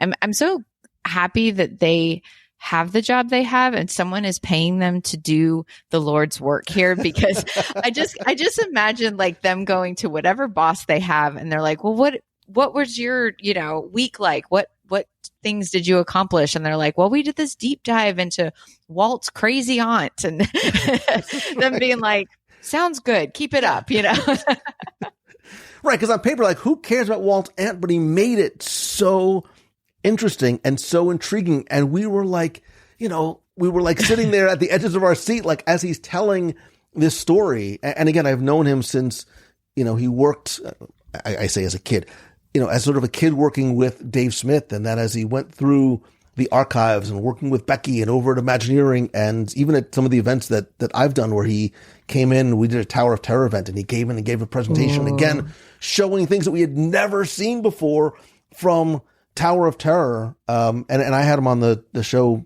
maybe it was a year or so ago, because he's not just picked up the mantle of keeping the archives alive in terms of the research, but more importantly, bringing those stories to the stage. But like massive undertakings, like, yeah, I'll keep up the Disney Encyclopedia, this 30,000 page work of trying to keep the information not just updated and relevant, but more importantly, accurate. So yeah, I just like Stephen a lot personally and professionally. But the first day that I got there, I didn't think I told you this. I sat in my car for a few minutes and I was very distraught because I said, don't look so surprised. I said, how can I possibly love Becky Cline any more than I already do? Number 18 is Becky Cline from the Walt Disney Archives. How can I love her anymore? She said, hold on to my bagpipe, because you want to talk about, wait, that sounded weirder than it should have. You want to talk about somebody who is the perfect person in the perfect role at the perfect time, not just sort of leading the archives internally in what we don't see in that giant Raiders of the Lost Ark cavernous warehouse that they must have, at least in my mind's eye, but getting up on stage and sharing it with us, whether it is the Three Caballeros and El Grupo to the Disney Family Legacy with Roy, the Disney Around the Globe, those sort of short interstitial programs, going down the rabbit hole, spotlighting 55 years of the archives, and alongside Michael Vargo, talking about some of the things that they have been curating, sharing some of the stories of, in a very, I think, again, like Don Hahn, I think in a very intimate way, sharing how these items are acquired, how they are preserved, and highlighting some of the recently added pieces that they're able to bring in. Again, connecting to you wherever you are, whether it's, chronologically in your Disney history or age-wise. They're going to make sure that there is something that you're going to go, oh God, I love that movie. I love that character. I remember that piece. Oh, that ring that they found in, the background of some other movie and were able to sort of preserve it and bring it to the archives. Those are the things that just, I appreciate so much about her, not just as an archivist, but as a storyteller. Yeah, she was everywhere. She was like in 52 panels over the course of the I don't even know. A lot of costume changes. I did not expect Becky Cline to have the most costume changes. She did. She brought a lot of change of outfits to fit whatever she was talking about. No, you're right. The perfect person in the perfect role at the perfect company. That is her. And she does bring it to life for you. And thank goodness. I mean, we always joke like, oh, they're doing the Lord's work. No, she really is, because this is stuff that matters to us fans, and it's stuff that needs to be preserved. The clock is ticking. Some of these things that they're finding are, handwritten letters from people connected to Walt, 3 generations ago, that thank goodness somebody's out there finding these things and preserving them and bringing them into the archives, because they'd be lost forever. And these stories would never be told. We'd never know it. And all of the stories that they tell give us a more round understanding, broader understanding of the things and how these things were created that we've come to love. She's incredible. I also just kind of want to go like get drinks with her, like take off the name tag, Becky. Let's just get some wine and let's just chat, And she's Scottish royalty. I mean, there was they literally was like, and they're from Disney, like they're firefighters and the EMT people, current and retired. Like she told her story, and how it relates to Disney, and a Scottish bagpipe troupe comes in and performs with her leading the way. But I didn't know I needed that until it happened.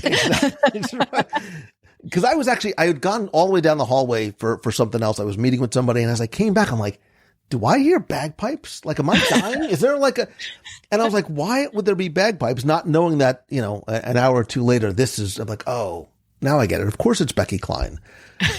But I mentioned that one of the things she did, which leads me to the next person, number 19 on my list, because, and I don't know that this was the one that a lot of people are like, oh, this is the one I want to make sure I don't miss.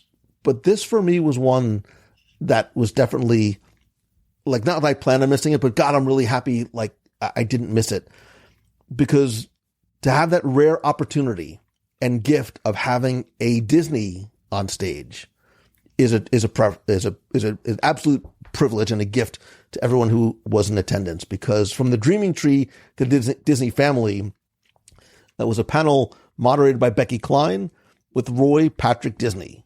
And he is the grandson of Roy O. Disney, the grandnephew of Walt Disney. Again, it's this very large room of 4,000 people, but I just felt that it was this very intimate presentation where he's sharing personal photos and nostalgic stories from his childhood.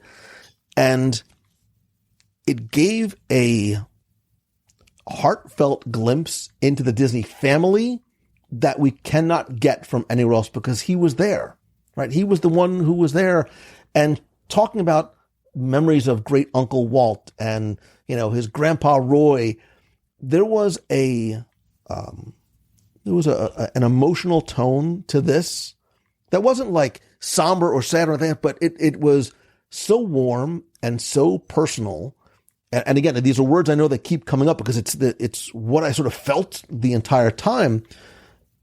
Getting these candid looks into the family was like sitting down with him and him opening up like a photo album. That's sort of what I felt like. I felt like I was sitting there next to him and he was opening up this photo album, telling stories and, you know, making jokes about the way he used to have to dress in order to get on a plane.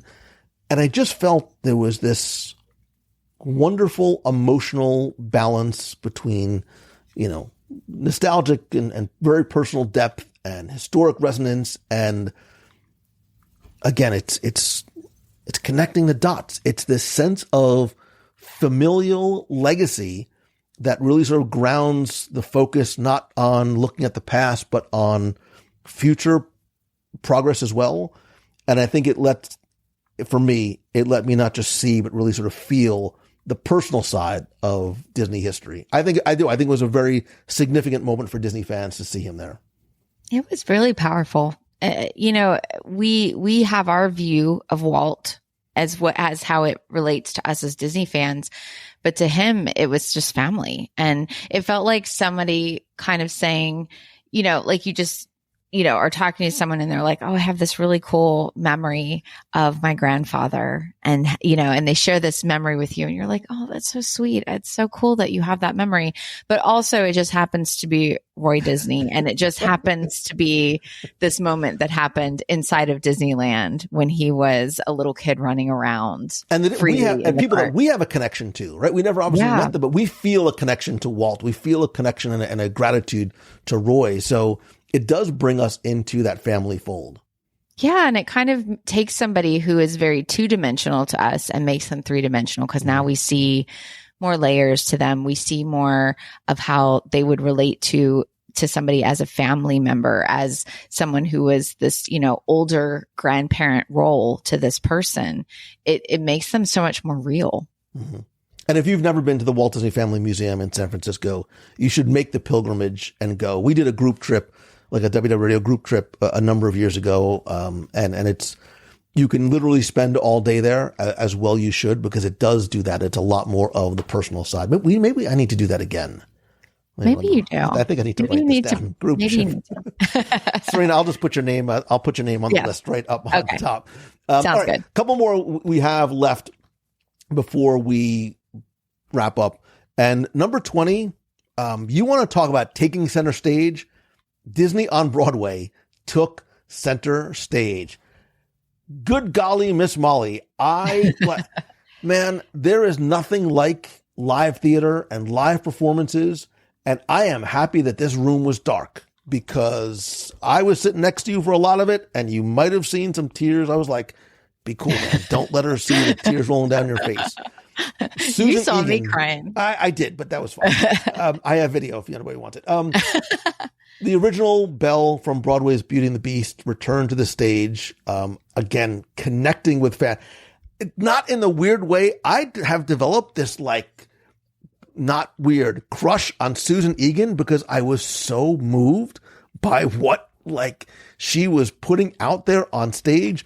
Michael James Scott, the genie, most famously known for the genie for Aladdin on Broadway, is electrifying. He brings a very, unique energy to everything he does. Daniel Gardner, who played Lumiere. We're obviously going to talk about Jodie Benson and some of the others. Yes. But, and look, all the performers were spectacular. And again, there was something for everyone, giving us multiple concerts throughout the weekend, from the earliest classics to a goofy movie, whatever it might be.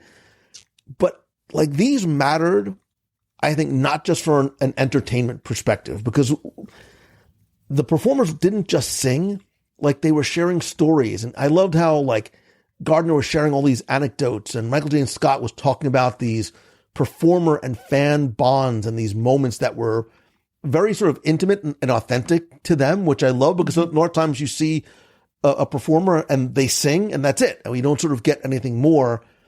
But I love how, having people like Susan Egan there, who I think is taking the same potion as Scott Lang, Ant-Man. Wait, why am I Paul Rudd? Because you would not guess. But her being there, her presence honored this continuing, like, let's not forget how old-ish Beauty and the Beast is. This lasting impact. Again, it bridges the gap between the show's beginning and its continuing resonance with new generations of fans. And you get to see, like, the original Belle alongside modern day stars. And there's this living timeline of Disney on Broadway. And it shows not just how important they are, but how they transcend time. And the other thing too, I felt, was there is definitely, like, this familiar, like, this camaraderie that you almost sense between all of the performers. There was this genuine warmth and laughter and affection that I think embodies this as not just entertainment, but again, being in the room, it is this shared communal family experience. Yeah, they talked about that a lot, how they're family. And when they brought out the new Lumiere, it was like, oh, he's our new member of our family, which I thought was so cute.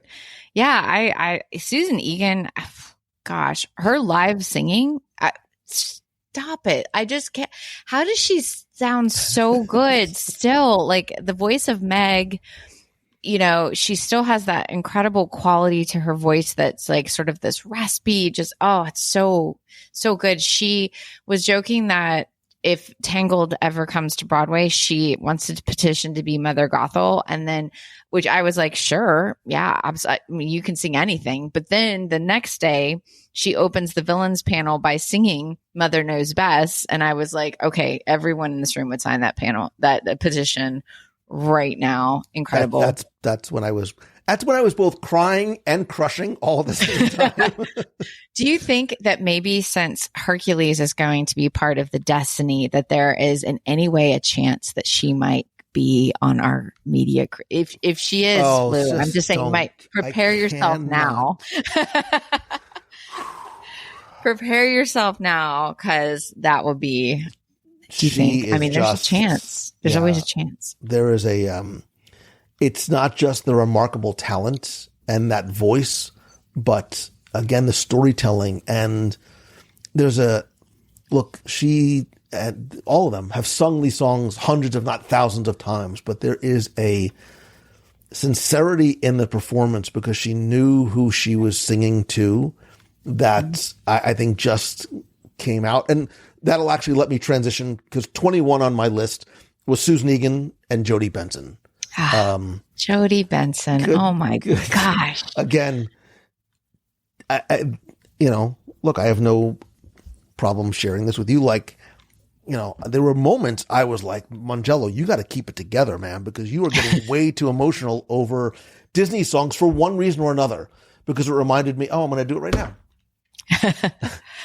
Because it reminded me of my childhood, or it reminded me of my kids when they were younger, or a moment that just sort of like clicked because I heard a lyric from a song. And this D23 fan ambassador is so perfect for her because, and God bless her and D23, because we've seen this sort of almost coming down the pike, because she brings this new personal connection to fans through meet and greets and panels and special appearances, which is really a first for the D23 experience. And she made her presence felt, right? She gave those behind the scenes, backstage, joyful interactions, the stories of working with, Alan Menken and there is this warmth and genuine enthusiasm that she still has.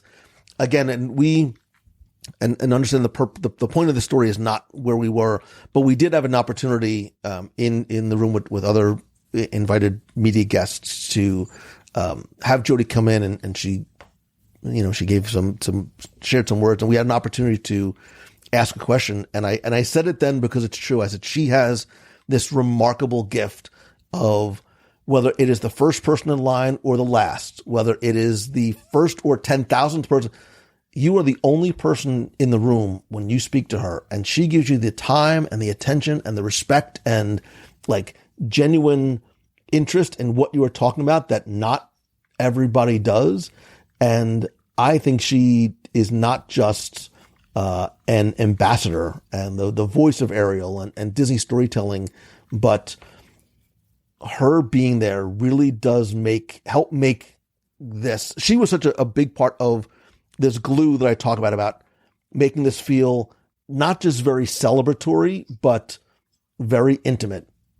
Yeah. She was very vulnerable on stage when she talked about this sort of new role, because it's now an official role she has within D23 of being the host and sort of the throughway throughout all of these events. And what a perfect choice for them. But also you could tell how genuinely excited she was for this new role that she gets to have. And she was emotional. She was emotional about what it means to her, about, what this one role that she got in her youth and how it has changed the entire course of her life, and the way that the synergy that she has with who she is as a person with the Disney company. And it was a beautiful thing. And that's what I think I got everybody in their feelings, because she was being so vulnerable and open with what all of this meant to her. She wasn't trying to be cool or try to be like, oh yeah, of course, this is just, whatever. I just have this new role. I'm your host. She was just being very honest about how much it meant to her. And so she just let us all kind of share that moment with her.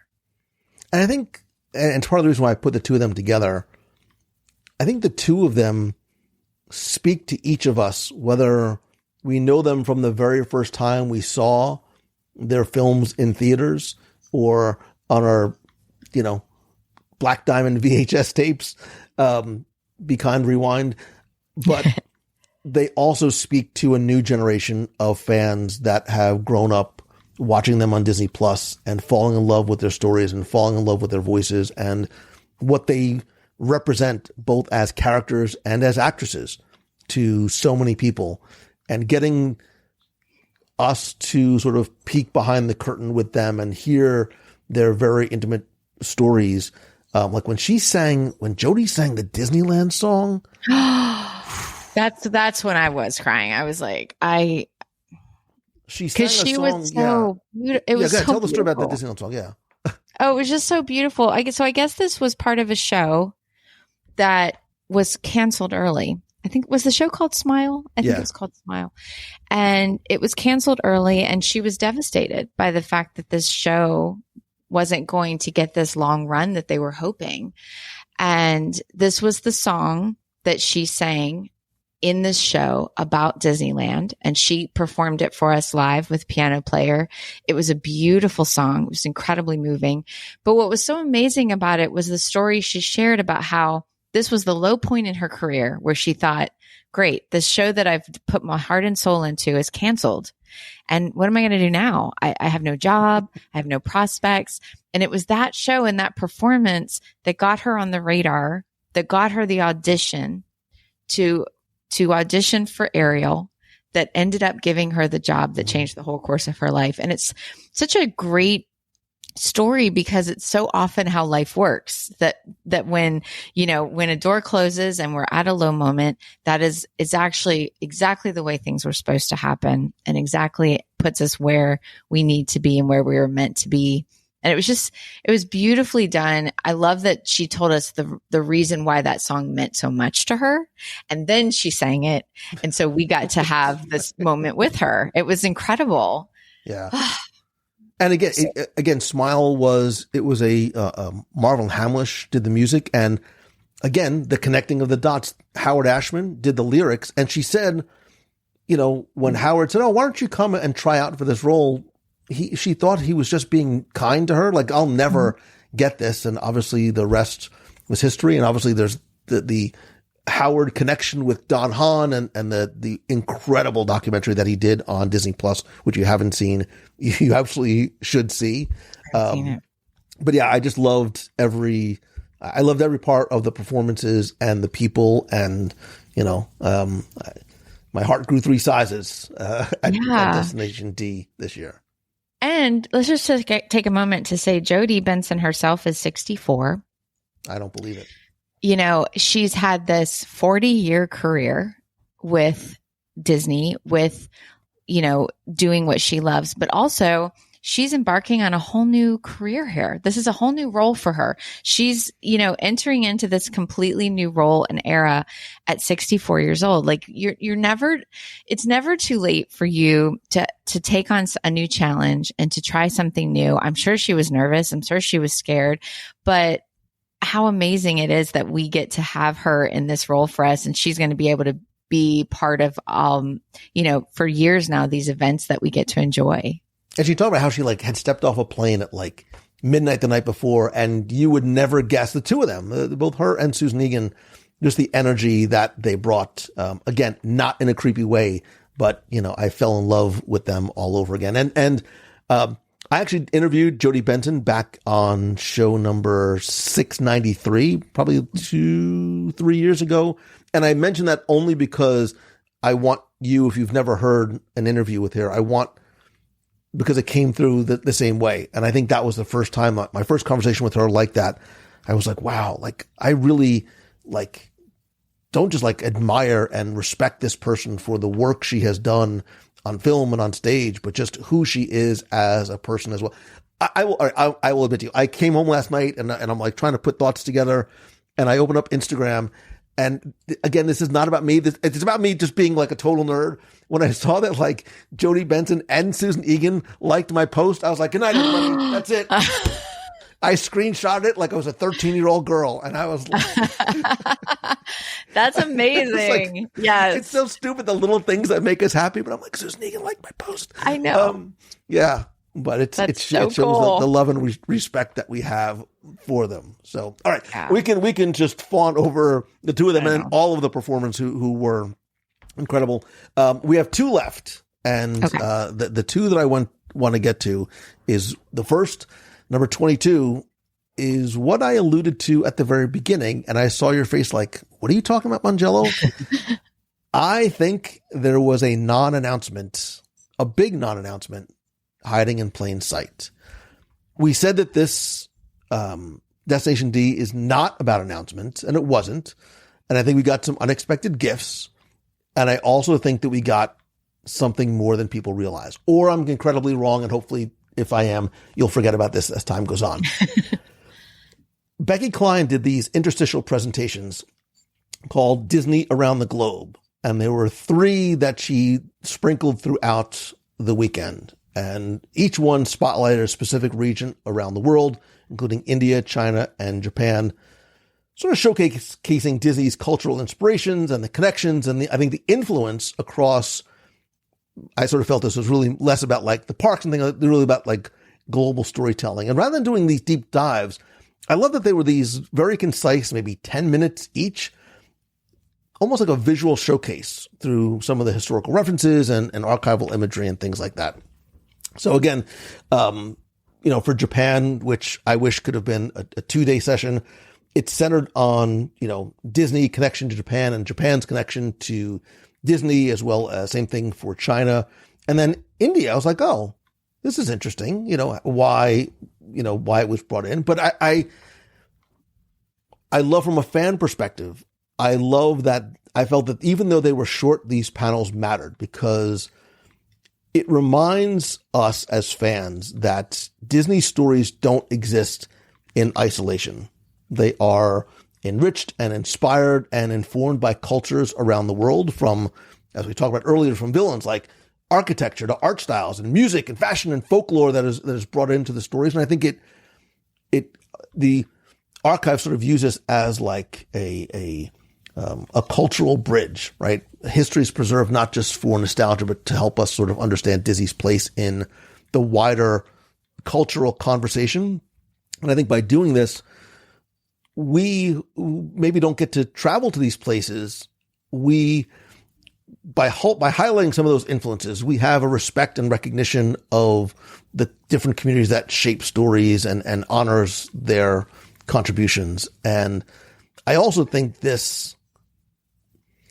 by doing this, it gives a sense of belonging to a worldwide fandom in terms of keeping, I think sometimes we, here domestically in the States, we sort of forget that Disney magic is shared and celebrated and also interpreted differently across continents. We talked about when Abu Dhabi was announced, the sort of the cultural implications of that. And I think that's what this has. I think by reminding us as fans of the cultural ties, it sort of indirectly points to future expansions and parks and films and collaborations. And so, I understood China and Japan in World Showcase and where Disney currently has theme parks, but I want to talk specifically about India because I was like, this is an interesting choice. I was like, I always felt, well, there's no presence in World Showcase, but I think it would make the perfect addition. We've had this conversation over years and decades, but that's not what this was about, at all. They talked about animation and the Jungle Book, right? And modern Disney animation. I had never heard of Mira, Royal Detective, and this mystery adventure that's set in Jaipur, this fantasy world that was inspired by India. I think they talked about the Cheetah Girls and $1 Million Arm and Jungle Book and the remake of Jungle Book and some of the inspiration there. But I'm not so sure that's it. I think, and maybe I'm reading between the lines, the fact that India was spotlighted, unlike Japan or China, India has no presence. Right. And I don't know, I can't think of any other time where Disney sort of highlights countries at a major fan event without reason. I think they use moments like this to, as I said earlier, build awareness of some of the cultural connections, maybe plant the seed of interest, and maybe, just possibly, test the waters with the fan community. And I think India makes perfect sense for Disney. I think it's a culturally rich in terms of mythology and architecture, music and art. Let's not even start talking. I love Indian food too. So I think there's great opportunities for storytelling and placemaking. I also think India is one of the fastest growing entertainment markets in the world. Disney also has already a massive footprint there through TV like Disney Star and Hotstar and film and consumer products. I think it's the perfect World Showcase fit. Epcot has room and I think desire for new pavilions. It's been rumored as Blue Sky for years, and there was actually concept art for an India pavilion with this Taj Mahal style facade going back to the 80s. And I think on the flip side, look, I think as Disney looks beyond existing park regions, Abu Dhabi, I'm looking at you, India sort of represents one of those last major untapped markets for a potential international resort. So I may be wrong. I probably am. But I wonder if India being featured at Destination D23 was not just a random choice, but more importantly, a deliberate breadcrumb. That's really exciting. You're right. The other three that they mentioned were China, France, and Japan. Oh, sorry, I forgot to mention France. Yeah. Yeah. And they all have already existing parks, or we have not only parks, but they already have, things within Epcot as well with the World Showcase, whereas India doesn't. And maybe there's a reason why the head of Disney Archives was doing a deep dive into the connections of Disney and India. Mm-hmm. Interesting. Because I think this is sort of how Disney works, right? They start with storytelling. They start with the culture. They start with this archival celebration, right? Mm-hmm. They build a little bit of fan curiosity and then maybe connect that narrative thread to a physical place or experience. So, look, I think, and I could be way off, and I know nothing other than what I saw this weekend, but I think that the India spotlight, because it was not just part of something else. It had its own slot on the schedule. This India spotlight at Destination D23 might be more than just a cultural showcase. It could be Disney quietly signaling the next frontier. That would be really cool. I support it. I think that'd be awesome, especially because so much of those panels that Becky did felt like a person going, hey, here's my hyperfixation of my latest research project. Here's the things that I just discovered that I am really fascinated by, and I'm going to share it with you. Whereas, everything kind of had a reason, but, why India as opposed to, Disney parks, Disney around the globe, India was the name of that piece. And Disney. And every other place, there's a touch point, right? They have a physical touch point there. Mm-hmm. There isn't anything there. So yeah, even if it is just, I say just, but obviously a new theme park would be a huge thing. Slightly smaller would be maybe a presence within World Showcase, which would be amazing and would be, I think, incredibly well received. I'll even be happy starting off with a restaurant, bring in some tikka masala and I am good to go. So, yes. Yeah. Who knows? Yeah. Let's. I'm time very will tell. curious. Yeah, for you sitting around this table with us. I'm curious to hear your thoughts. And look, if you think I'm a crazy person, this is probably not the only evidence that you have, or you agree that this might be what is coming next. Last and certainly not least, and I know we've been going long, sorry, but there was so much to cover from 3 days. Number 23 is that Destination D23 unequivocally proves Disney's commitment to the fan experience. This sold out 4,000 person 3-day event demonstrated their dedication to providing exclusive content, which again, I think is a gift, announcements and experiences to the most passionate fans, which really sets the stage for an even bigger set of reveals at D23 2026 in Anaheim. I think Destination D23 is this microcosm of Disney. It balances nostalgia and legacy. We didn't even talk about the Exitensio tributes, the 70th, the archival deep dives, with future-facing projects like Villains Land, Paris, Disney Destiny.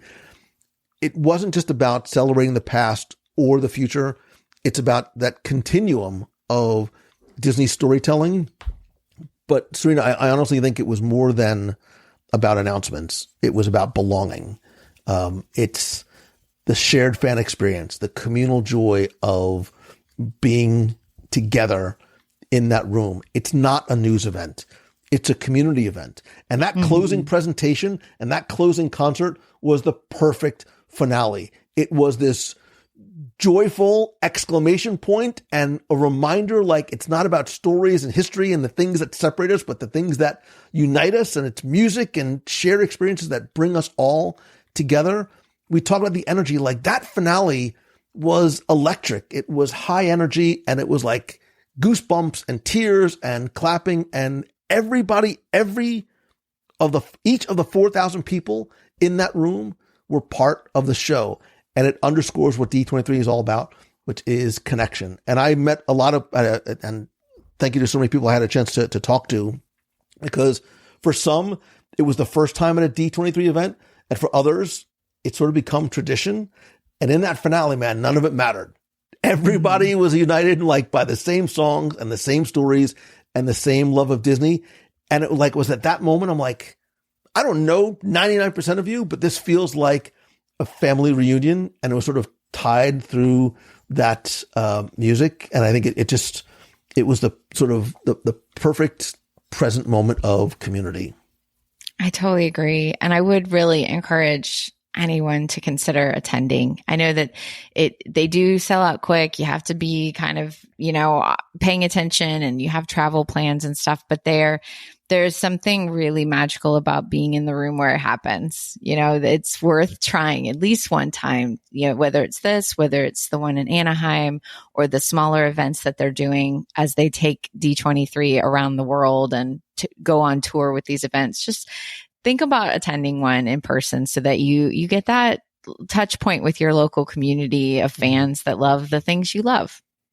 It's powerful. It's Disney isn't just about what you see on a screen or in a park. It's about how it makes us feel.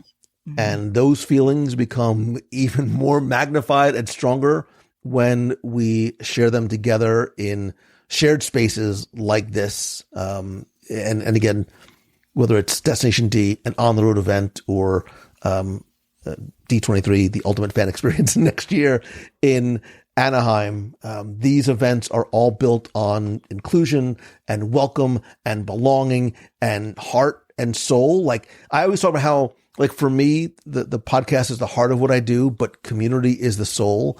And Destination D23 proves that again. Like, the announcements might make the headlines, but it's the communities that make the memories. And look, there was so much more that we didn't get to talk about, from panels and presentations and photo ops. And one last thing I want to say, and it's to Michael Vargo and the entire team.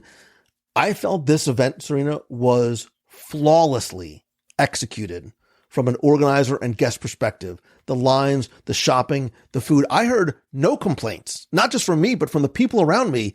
Well, And look, Disney fans, this may come as a shock to you. There are some people who are just sort of perennially grumpy, and they'll just complain. Like, there was none of that. There was none of that there. And I cannot imagine what it takes and how many moving pieces and puzzle parts there are and things going on behind the scenes that we don't see.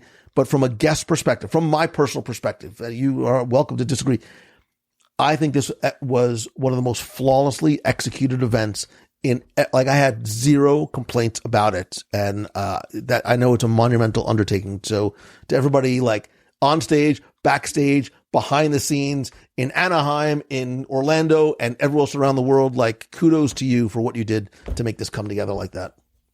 I totally agree. It was a fantastic event, and just the organization. I so appreciated how organized it was, how clearly everything was marked, how easy it was to find your way around, how everything was so accommodating.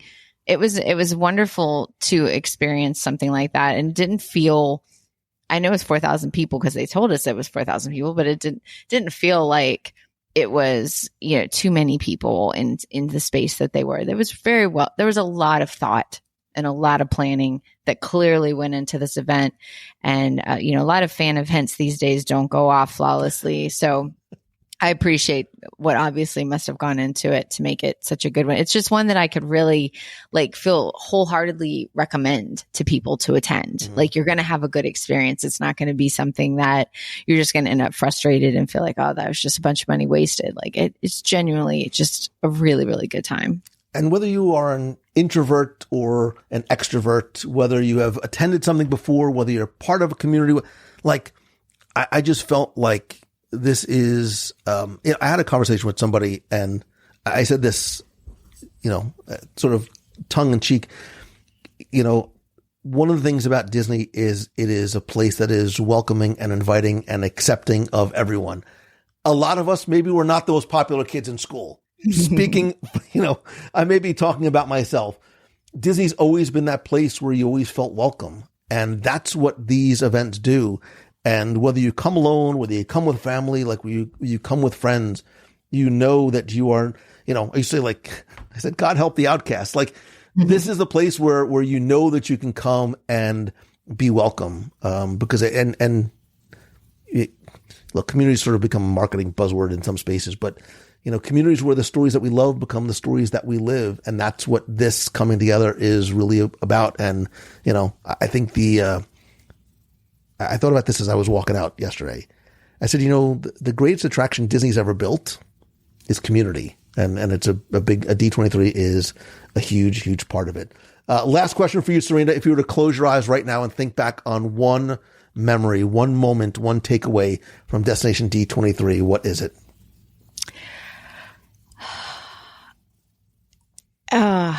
Probably it's Jodie Benson singing that song about that she got to sing to all of us, and just the story behind it. That's probably like that. That's what pops in my head at the beginning. It's also just the time that I get to spend with people, like on a personal note, like what you and I do is we run our own businesses singularly with just us. It's just us in an office. A lot of times just behind a computer. It's a time where we get to come and interact with people and actually see people. We're not just talking to the void here. Like, we actually get to like see faces, have people come up to get to have conversations with other fans, get to have conversations with other people who do what we do and love what we love.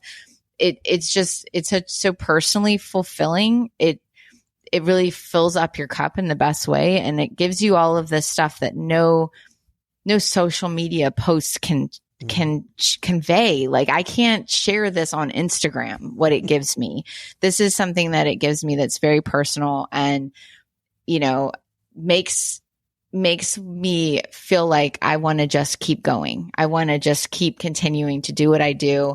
I want to keep going back to these parks that I love. I want to keep watching these movies that I love. Like that's such a great feeling to feel like your creativity and your spark reignited. Not a lot of things do that in life. Most things drain us.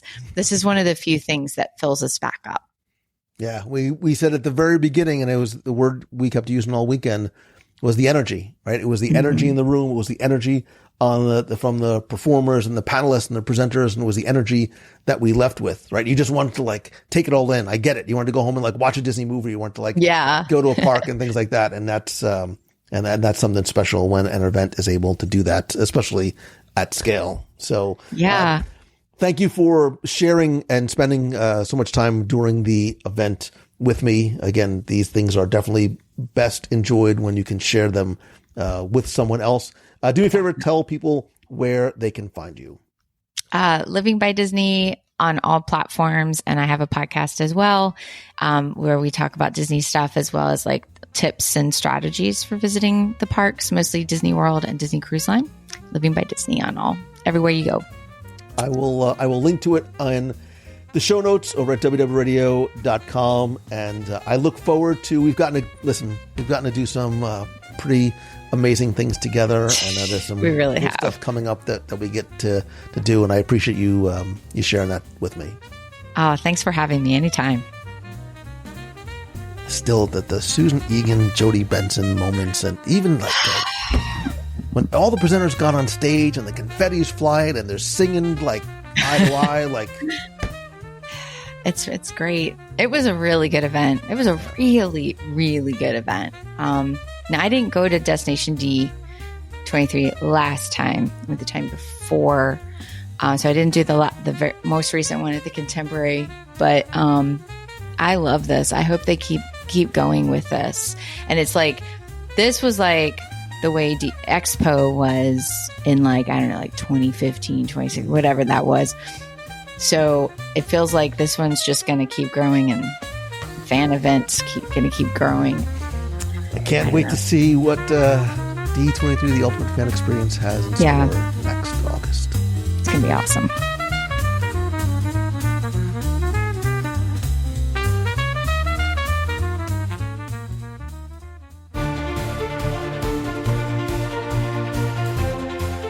It's time for this week's Disney Trivia Challenge, where you can test your knowledge of Walt Disney World sights, sounds, secrets, and stories. And if you think you know the answer, you can enter via our online forum for a chance to win a Disney prize package. And this week's trivia contest is once again brought to you by my favorite foodie event of the year. This body does not happen naturally, and I love and look so forward to going to this year's Walt Disney World Swan and Dolphin Food and Wine Classic, Friday and Saturday, November 15th and 16th, right in the heart of Walt Disney World. It is an amazing evening of incredible food, drinks, live music, and real Disney magic. More importantly, your ticket includes unlimited food and beverages with dishes from award-winning chefs from the incredible restaurants at the Swan and Dolphin. Wines, beers, cocktails from around the world. It really is one of my food highlights of the year. I have been going since the very first year. Tickets are on sale now, and you can get all the details over at Swan Dolphin Food and Wine Classic, and I hope to see you on the Causeway this November. Now, before we get to this week's question, let's go back, review last week's, and select our winner. So last week we were talking about the Disney Destiny, having just come from touring the ship over in Papenburg, Germany, and I asked you, on what 2 Disney Cruise Line ships can you play one of my favorites, the Midship Detective Agency game?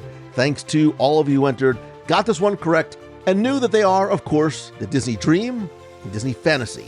If you've never been on board or heard of the Midship Detective Agency, it is this amazing, interactive, self-guided mystery game aboard these 2 ships. It is completely free, fun to play whether you are a kid at heart, or together as a family.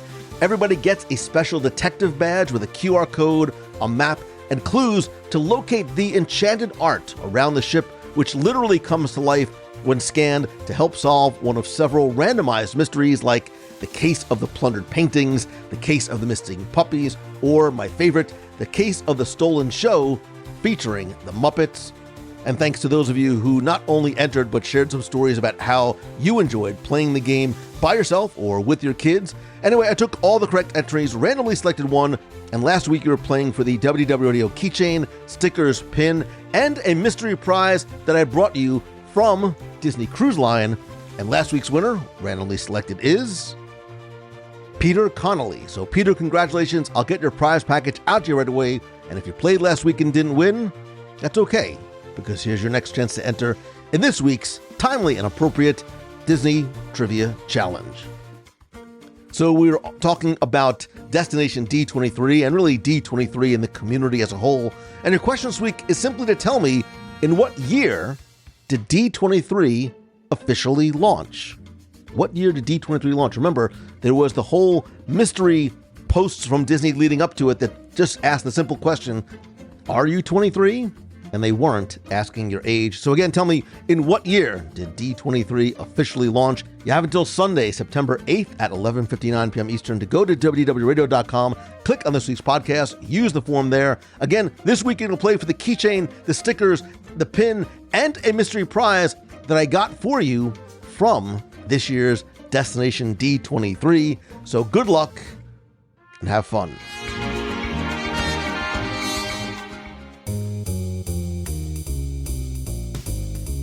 Thank you again for listening. I know we had a lot to cover this week, and more importantly, for being part of the WDW Radio family. I am so grateful to and for you. I hope you found some magic in this week's show, and please know that I would not have been able to attend Destination D23 if it wasn't for you and your friendship, love, and support. So thank you for the gift of me being able to go and share it with you. Everything I get to do is thanks to and because of you, and I am appreciative of it every single day. If you enjoyed the show, please help spread the word, share the show, and tell a friend. And even if you couldn't be at this year's event, hopefully you can come to a future one. But more importantly, I hope that this week's show just put a smile on your face and you feel better because of it. Remember to be kind, to choose the good. Have a great day, and even better tomorrow. Teach and lead by example. So until next time, always remember that you've got a friend in me, whether we have met yet or not.